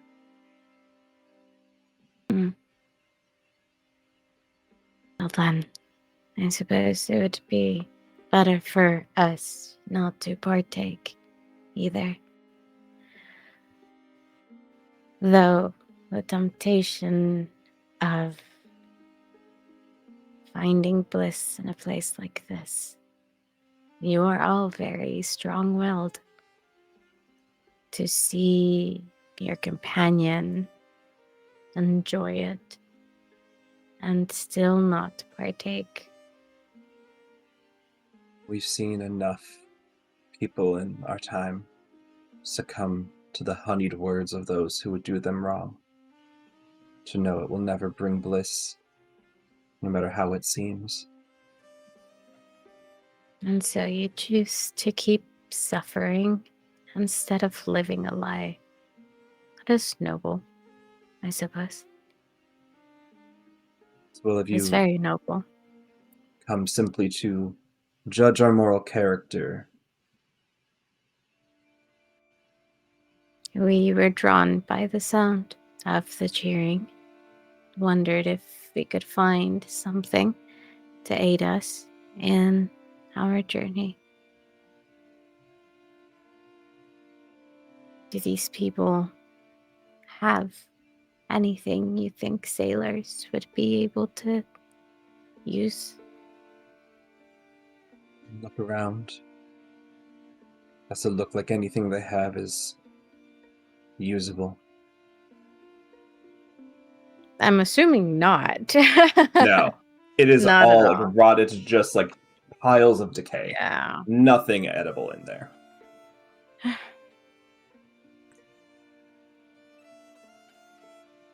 Are you And planning on staying here to watch over him forever? it's more comfortable than the last spot.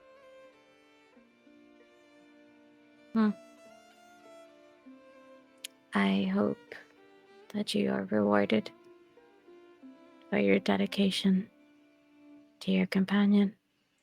I hope you are rewarded for your willpower to resist temptation.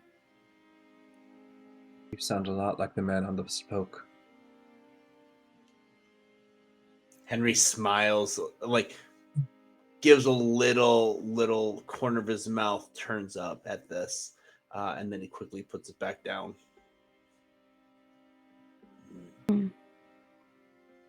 I suppose I might. Though I am not trying to mislead, as my own soul depends on it. And here he is, at least, feeding others in his own torture and paying it all back in a way, as I suppose we all must.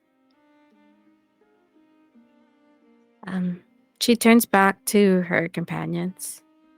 I suppose we can look around and see if there is anything of use here. Henry I- looking. Oh, sorry. I would say we can maybe hire these men, but I do not think we have the supplies, nor they the will to leave their companion.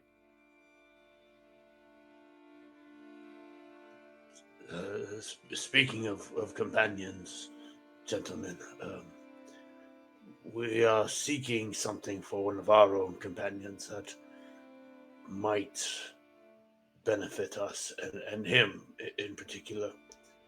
Have you, in your travels, come across a fruited tree? No. No fruited trees. If it's something you seek, there's a statue on this island that has been known to grant wishes, they say. We've never offered anything to it, but you sit here long enough, and you can hear the history of those around you, and you can hear the things that want to call to you.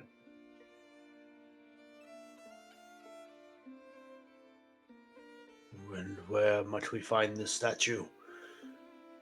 The one sitting still, making like as direct eye contact as he can with his friend, just kind of puts his hand up and gestures into like the woods beyond the camp. I thank you for your assistance, gentlemen. And similar to my companion here, I applaud you for your determination and resolve, for not leaving one of your own behind. It's so easy to walk away. And at that, Henry's going to turn and walk away. Marianne, what have you been up to in this interaction?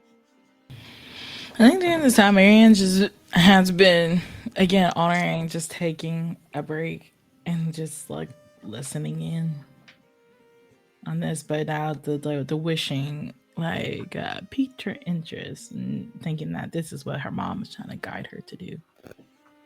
I think if you're just sitting there listening, you'll start to hear what these two men are talking about, like the sounds of the island and the history of it. And you hear the man on the post telling you almost verbatim something that has been told to you by Elena of, if you believe enough, it will come for you. If you give your life to God, he will reward you. If you do what he says, as he is the vessel through which you will reach God, you can do no wrong and you will be saved in his word, as his word is the word of God above. And you just hear the man on this post in your mind as he's continuing to suffocate on his own words, turning to honey to feed the followers beneath him.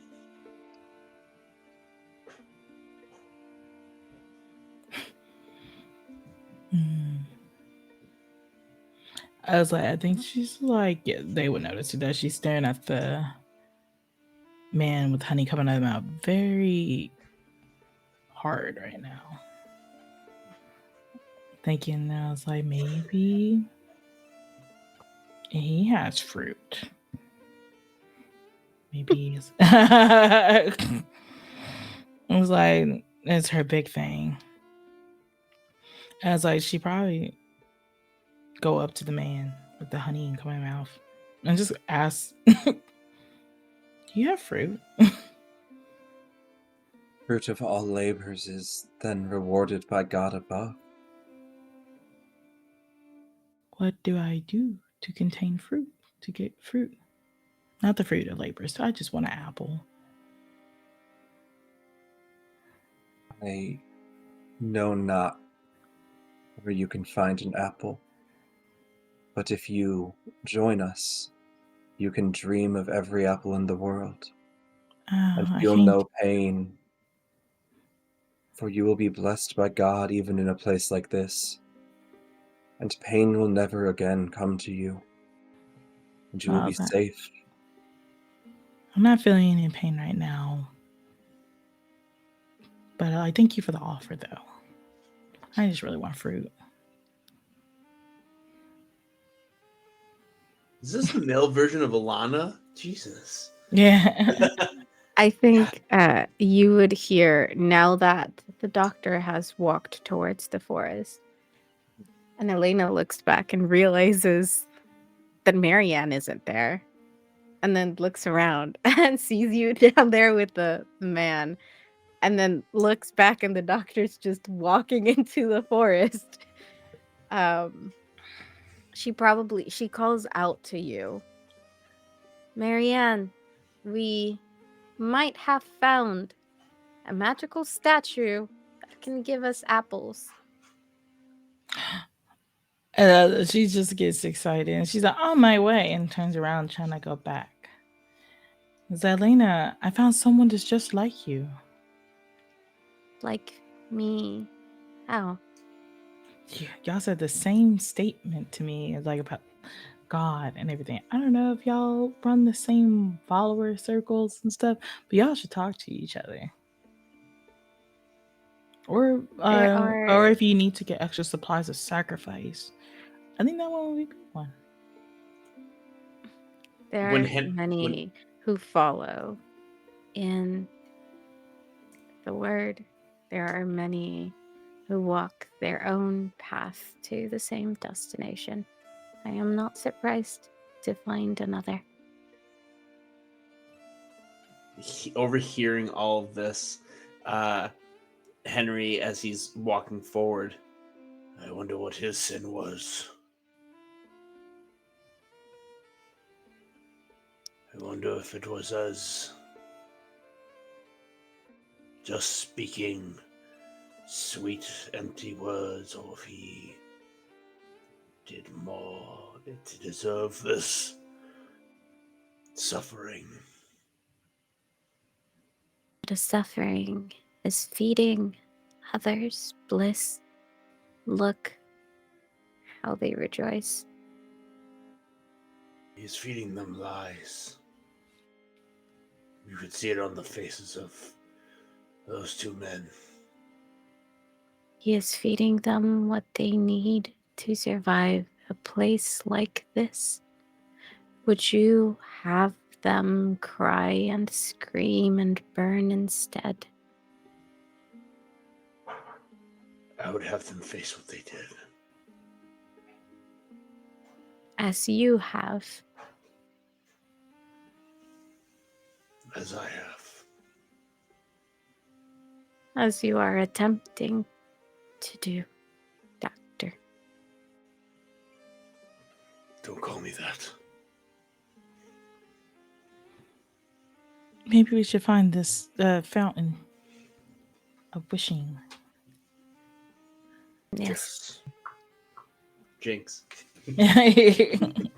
And it doesn't take long, especially Marianne, hearing the words of the island around you, to be led to a statue.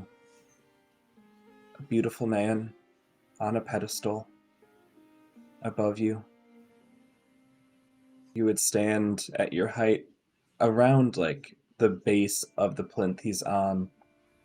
And as you get there, you would all hear as Marianne's the first to approach. I welcome you to my island. If there's something you wish, we can make a trade. What's part of the trades?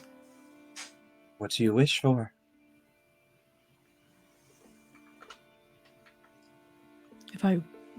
If I do a wish, does that count as my wish, or would you tell me the trade first?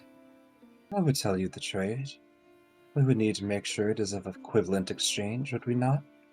Fair for both parties. I do not mean to interject or be rude in my intrusion, but I do believe it is proper to know whom one is enticing with. Maybe for you, speak. Doctor. It is also proper to not interrupt one's conversation. And as such, I return back to your friend. Dear one, what is it you wish for? Henry's right. I was like, I should have introduced myself. Like, well, I'm Marianne. And I wish for a basket of fresh fruit. Easily attainable. Mhm. Worth a lot. Hmm. Well, how much is a lot? How much are you willing to give?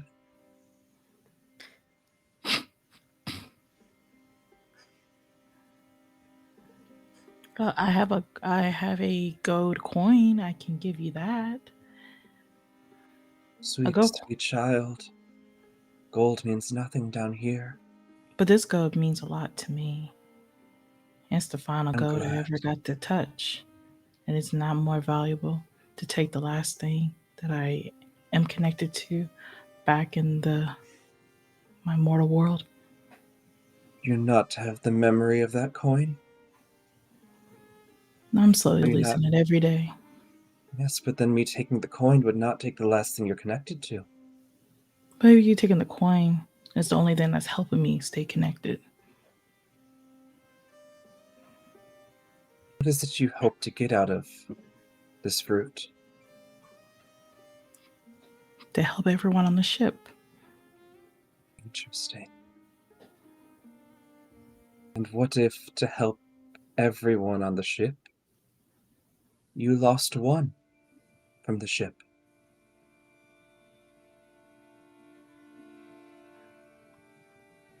What do you mean by that? Well, if you want to help everyone, it's best to help those who can remain. Yes? Maybe, but I want all of us to be back on the ship. Oh, well, everyone wants all of everything, but do they ever get it? No. I hope so. You have asked for a basket of fruit. Yeah. Easily providable. Fresh even. Mm-hmm. You bring me someone. Let me take them, and I will give you this fruit. No strings attached. Simple as that. Just someone? Someone alive like you. Someone with their mind about them. Someone who I can have company with. It's often lonely here. So you give me someone, and I'll give you back what you ask for.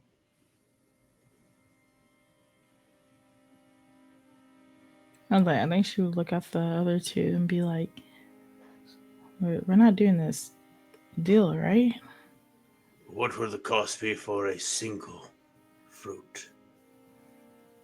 Well, now you're trying to make it simpler. The cost of a single fruit clearly matters a lot to you if you want one fruit and not a basket of it. So maybe I'll give you one single fruit for the remainder of everyone on your ship.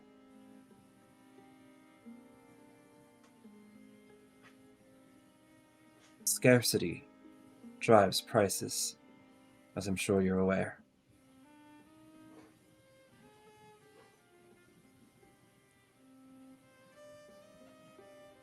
Well, again, before we entice and continue with any form of bartering or discussions of payment and trade, I would like to know with whom we treat. This is my land. If you knew the tale of here, you would know my name. It is disrespectful to step in one's home and not know who you are visiting. It's also disrespectful for one to not introduce themselves to newcomers. That's not my problem now, is it?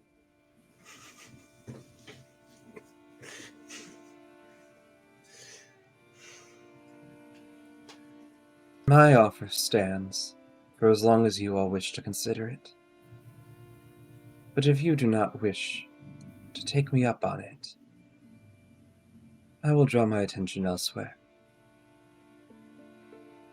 Oh, sacrifice is to be made in the name of God. You must think very highly of yourself to demand a soul for your own.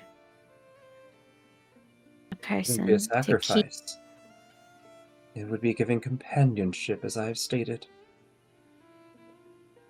We would be sacrificing them to an eternity here. Not all sacrifices end in death and blood. Has your God above not sacrificed you for an eternity here? You're not the No. first ship to sail past here and believe they'll make it home. You won't be the last.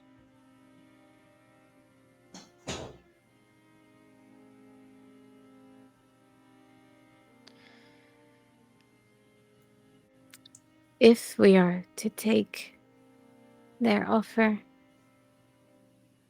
there are 2 men.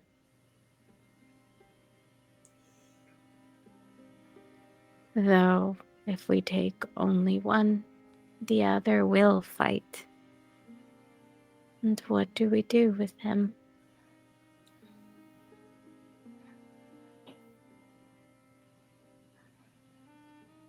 Henry's hand goes to his chest again.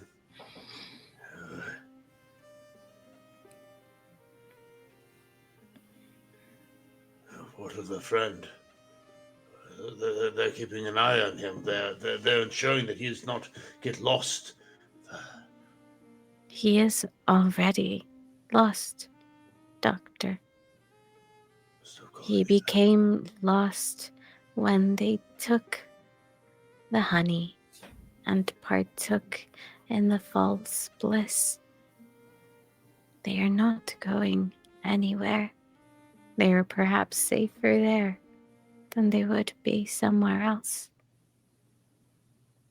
And if we do not sacrifice one of those men to this statue, then we are sacrificing one of our own, since without that fruit, we do not know what the curse will do to her brother, maybe to the rest of us. And are you willing to sacrifice yourself for someone else? What if Lazarus? What if what that man told us? Maybe there's. He told us to keep going and do what we must to leave this place. You are being blinded again by your thoughts and your eyes and your ears. And you must believe, Doctor, or we will never make it out. We are in hell, and in hell there's always a price to pay. Would you pay that price yourself, or use one of those men on the shore instead? You see Henry standing with his hands clenched, but they're not clenched in fists of like rage or anything. It almost looks like they're holding something. And with his eyes closed, he's back in the operating room. And the entire time he's been there, he's always been, working or trying to do something to make it stop. And he opens his eyes and opens his hands, almost letting the instruments of medicine drop out. Elena lifts up her hand, and if you let her, will put it on the side of your face. You spent so much of your life saving others. You spent your life working for the benefit of others. And You heard the prophet. We must change our path if we are to leave this place. So I ask you to instead attempt and save yourself. She brings her hand down.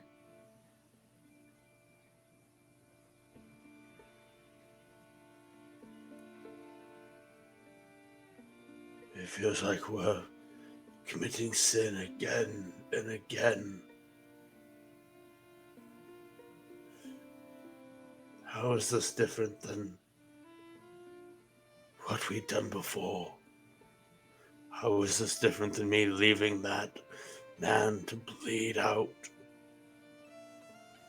Now you are doing it for a goal, a purpose.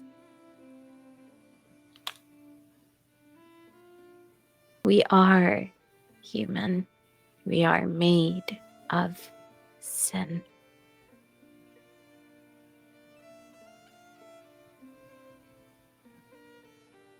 If we bring you two, Henry says, looking up the statue. the bargain for the bushel of apples was for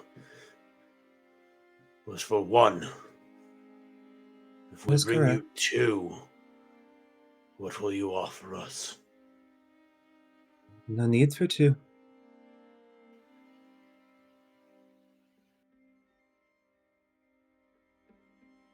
He looks back at Alana.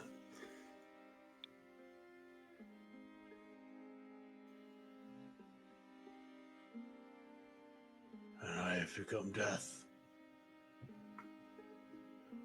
I shall choose. And you have been and have had the power of death for a long time. You will just do again what you have done before.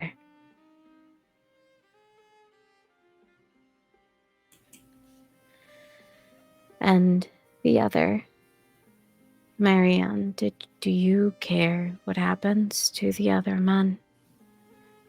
I think like Marianne is like dissociating for a moment, taking back to a time during one of their heists. They were going into like a shop, and her and her brothers wearing masks, and she's just like in the back room tying up a woman that's like begging and pleading to her and stuff, and she's just like, everything's gonna be okay, it's okay, we just need to take a few things and we'll be gone. And then the woman broke free and took her mask off, saw her, and she freaked out for that because she felt like she failed the mission on that. And she will pull out her gun, and then all you hear is a shot fire, and then she is snapped back into memory of where they're at. And then she just looks at Lena being like, huh? The men, Marianne. Do you care what happens to them? I have to help my brother. I Yes, do not care. you do have to help your brother. A soul for a soul seems fitting enough. They're already here on the island, so they just stay here. I suggest we toss the other into the honey. Give one misery, might as well give the other bliss, and even the scales a little bit, so that he does not mourn his companions. I agree. Who's doing the choosing? Oh, well, we have a volunteer. Before Henry turns to go back to the men, he looks at Alana. Why do I feel as though honey pours from your own mouth? As he makes his way back towards the pit. And this is going to be a social / physical, depending on how you approach it, not a 5. In order to, if you want to just focus on one of them, it'll be 3. Yep. If you want to successfully get the one in and the one dragged over who will not go willingly to this statue, it'll be 5. So I'll let you choose your approach here before you tell me which knot we're going for. I think it's going to be, knowing, so Elena was the one who was saying let's balance the scales, but the scales are already out of whack. They're already broken so much, and Henry can feel his scale pushing down even more. So he's only going to go for the 1. Okay. So then it'll be a 3 knot challenge. Okay. Yeah, I think like her line of thinking was if we catch them by surprise and push one of them into the pit, then there's only one guy to physically wrestle. Mhm. But if we try to just take the guy, his companion might also fight us. So she was trying to make things easier. No, In a absolutely, way. absolutely, and that's it makes total sense. Henry's mind space is just like, I can't be the Yeah. one to push that more. I've already killed one man. I don't know What's if I could. another? Yeah, right. And he goes, but can I have 2 more on my conscience? So that's where he's coming from, and why he would only try and get that. Yeah. Good luck. So what are the actions taken? We need 3 souls to complete this knot, and what is the plan? Well, Henry's just started walking back towards the men, right? Right. And he said he was going to choose. So I'm assuming that Marianne and Elena are walking behind him, but we wouldn't do anything until he's chosen, right? So he would have to make the first move so that we know, okay, this is the one we're bringing back, because you are the one that's taking the choice on that. Yeah. So Henry's going to sit next to the man who was actually talking to them, not the one whose eyes were fixated on their friend, not the one who pointed. And I'm going to use, I kind of want to ask someone to take a break and be like, hey, like, step away. But I'm actually going to let an enjoyable moment linger, strong move. Okay. And as he sits down,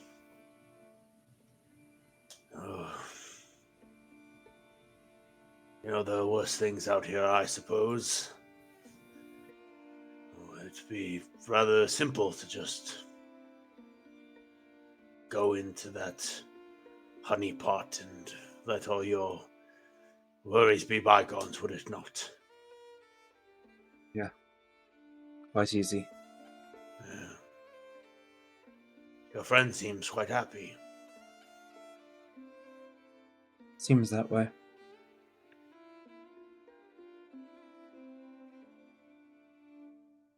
You don't sound convinced. It's much easier to carry unconscious. Or do you want him to fight you the whole way back? No. No.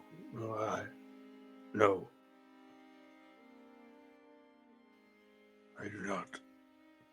You can pretend he's sleeping if it makes you feel better. The first time is always the hardest. He's not down. So this is No, I'm struggling.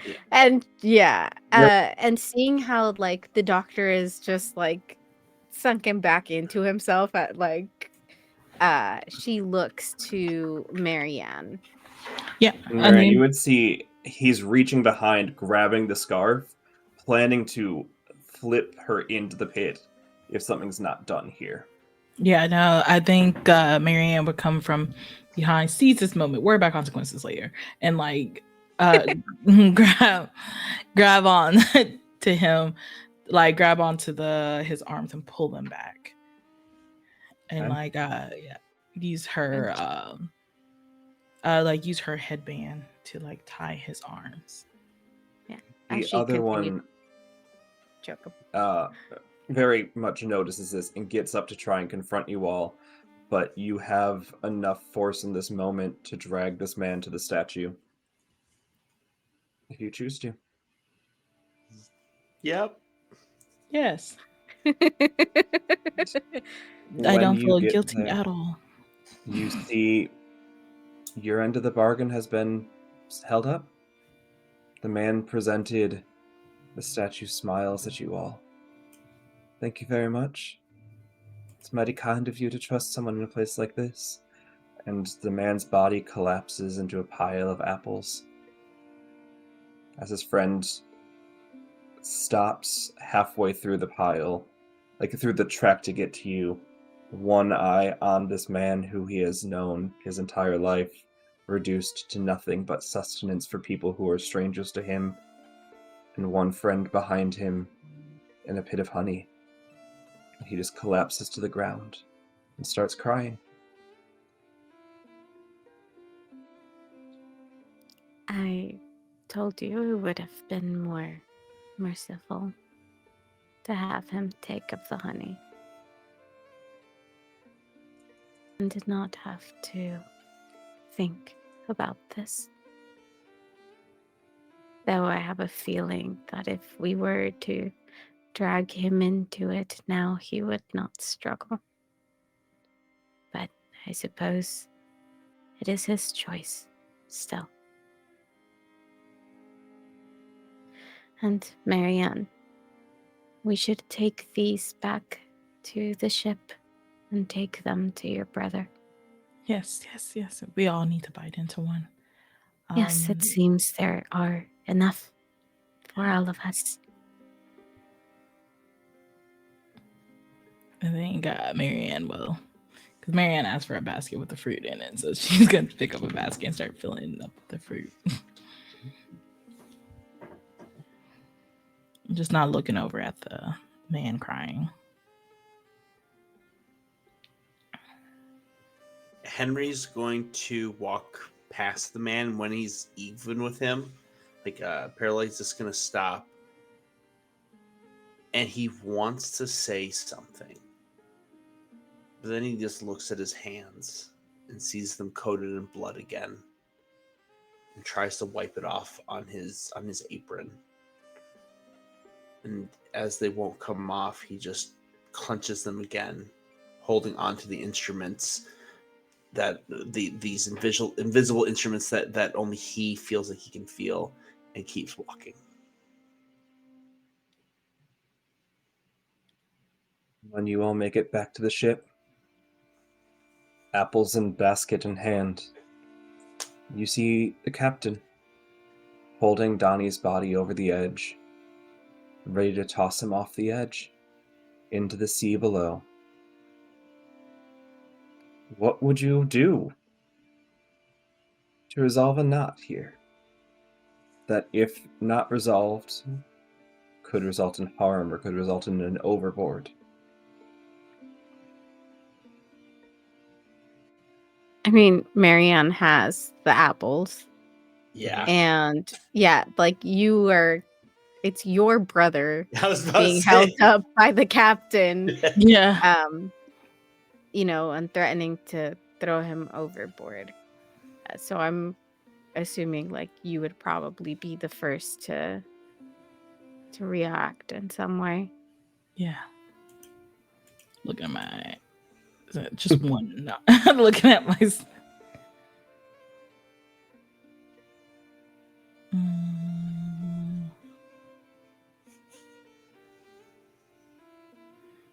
So it's just like the captain's holding Donnie overboard. That's the set scene. He hasn't seen you all get back because like his back is to you as he's on the side because you're on the like port side. He's on the starboard side, and he's just like holding him as like if you weren't about to intervene, just will let him go, letting the curse bearer go with the curse.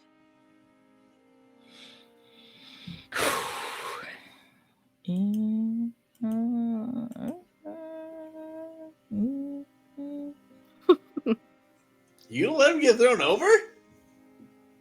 No. We'll just be like, hey, sorry, Nate, your character died. Nate, I do apologize. Donnie's dying today. No, she did this whole mission just for Donnie to die. No, I was just trying to look at my stuff, like for strong moves and see how she would play this out. And I'm so afraid of like accidentally making it thrown overboard, even if I did do a strong move. I'll say, like, if you resolve the knot, he won't be thrown overboard, but your actions of how you resolve it will directly impact your relationship with the captain. So keep that in mind as you're resolving them. Damn if I did, damn if I don't. We're in hell. What We're would you all like to do? damned. Yeah. Wait. True. Yeah, what she's gonna do again. I was like, seize a moment, deal with consequences later. She will pick up a rock and throw it at the captain. Oh my Okay. god. It hits him sternly in the head, enough that he like jerks his body this way so that only Donnie's head is off. Like because the captain turned, letting him go, but as he grabs, like his arm catches the body, pulling him back over the ledge. What are the other two doing? Elena yells out for his attention, going, Captain, we're back. We have found a cure. And she's just sort of yelling it at him.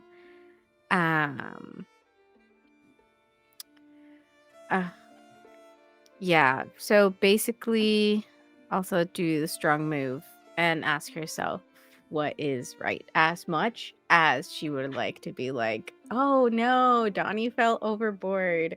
I had nothing to do with that. It was the captain. The captain threw him overboard. And knowing that she is totally fine with that. She knows the right thing. She knows that that would probably break Marianne in some way, and she knows she needs Marianne to get out of here. And so tells herself that the right thing is to make sure Donnie doesn't get thrown overboard. And so she starts sort of trying to get the captain's attention and saying like, hey, we found a cure for the curse, as she's running up. Henry? And I will spend my soul. I'm going to use the strong move, keep going despite everything. Is Henry is, as they've been walking back, is literally just like in this haunt, this torment of like, cool, I just got another guy killed and he got turned into apples. Like, I didn't know that was a possibility, that could be a thing.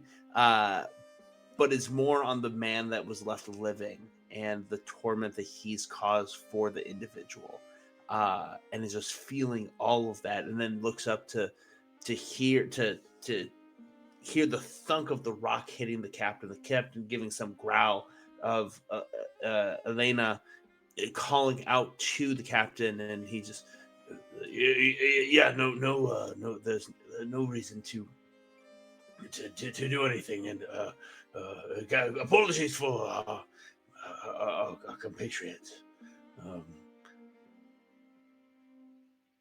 Please don't throw the young man overboard. We need him.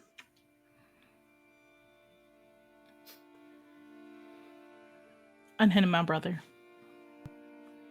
And are you spending a soul? I'm Henry? spending a soul. Okay. Yes. Yes, it was a social knot of 3, so you do succeed. the consequences of which will be dealt with for Marianne later. God damn it, As you dude. all Had to throw a rock. stand on the ship That's family. in confrontation.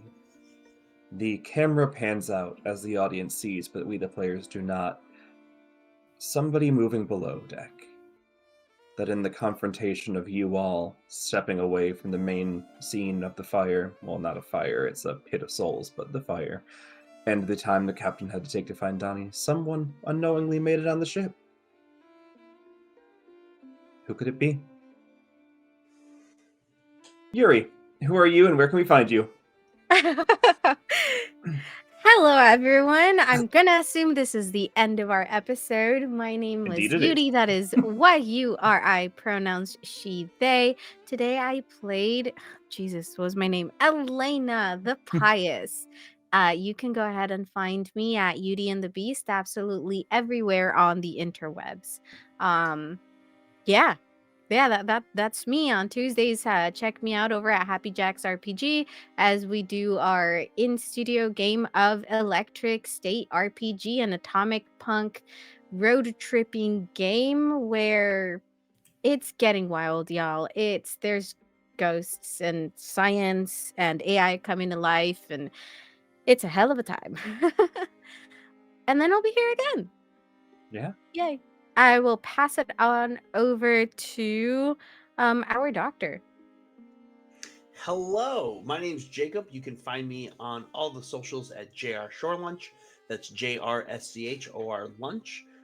Today I played Dr. Henry Osler, the Weary.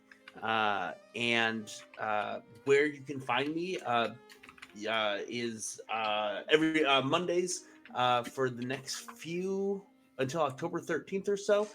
We're continuing season 2 of Amber Ascension, and things are heating up. It is getting intense.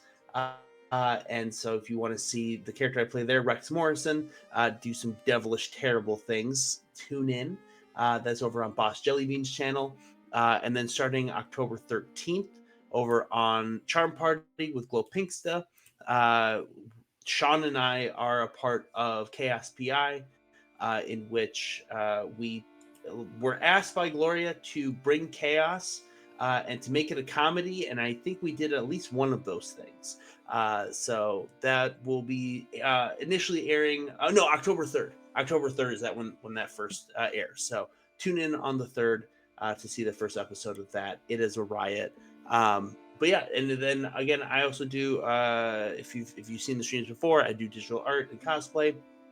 So if you want to see my work, best place to see that is on Instagram. I love working with cool people to make their characters come to life. So reach out. And Popcorn Taylor. Hey, I'm Taylor, aka Spunky Taylor. Again, wild ride in hell, never a dull moment. So if you want to see me, you see me tomorrow with Sean for Feeder My at 7:30 Eastern Standard Time on the Tipsy Tigers channel. See, nailed it this time. The time, and then on Friday, on Friday, you can also see me for Hex Heist on How Do You Love Darling channel. If you want a black table, it's about to get very crazy, gang. Very crazy. And it's also going to be a special charity stream because this weekend long is the beginning, starting tomorrow, of BIPOC Vamp Day weekend, where we raise money for sickle cell treatment. Make sure to check out the tags on every social media to see all the wonderful cosplay, the fan art, stories, local galas and stuff that's happening around in every state all around the world to celebrate BIPOC vampires and stuff. So make sure you guys like, comment, repost every post you see. And that is it. And I am Sean. You can find me all across the internet at Help Action Needed, including here on the internet, including the Tipsy Tiger tomorrow. If you want to hear my voice and things, you can go find a podcast I do. It exists. If you want to see my face again after Thursday, but not live in the pre-recorded space, you can come here on Friday for Season 2, Episode 3 of Down the Forest Road, where they might need to be fighting some shadow doubles of themselves. Which is a very fun feat for me as a GM to be given their character sheets to use against them. And it goes very, very fun. And then we'll also be raiding into Hex Heist. So if you want to support BIPOC Vamp Day, but you're like, oh no, they're not live yet, support me. And then by proxy, we'll also be supporting Taylor. It works out for everyone. But that is us. There are a bunch of lovely people who are streaming right now. I am going to encourage you to check out all of them, but we're going to head over to Maz as they are doing a back stream. They're back. And I didn't want to pick between Jean, Maz, and Grace. Maz is the one we've rated the least frequently, so hey, it's going to Maz. Simply because of that reason. So we'll see you next week, chat, for episode 3. And it's going to be so normal and good and fine. It's going to So be great. normal. So normal. No so torment. good. So fine. Not at all. And we'll see y'all then. Bye-bye. We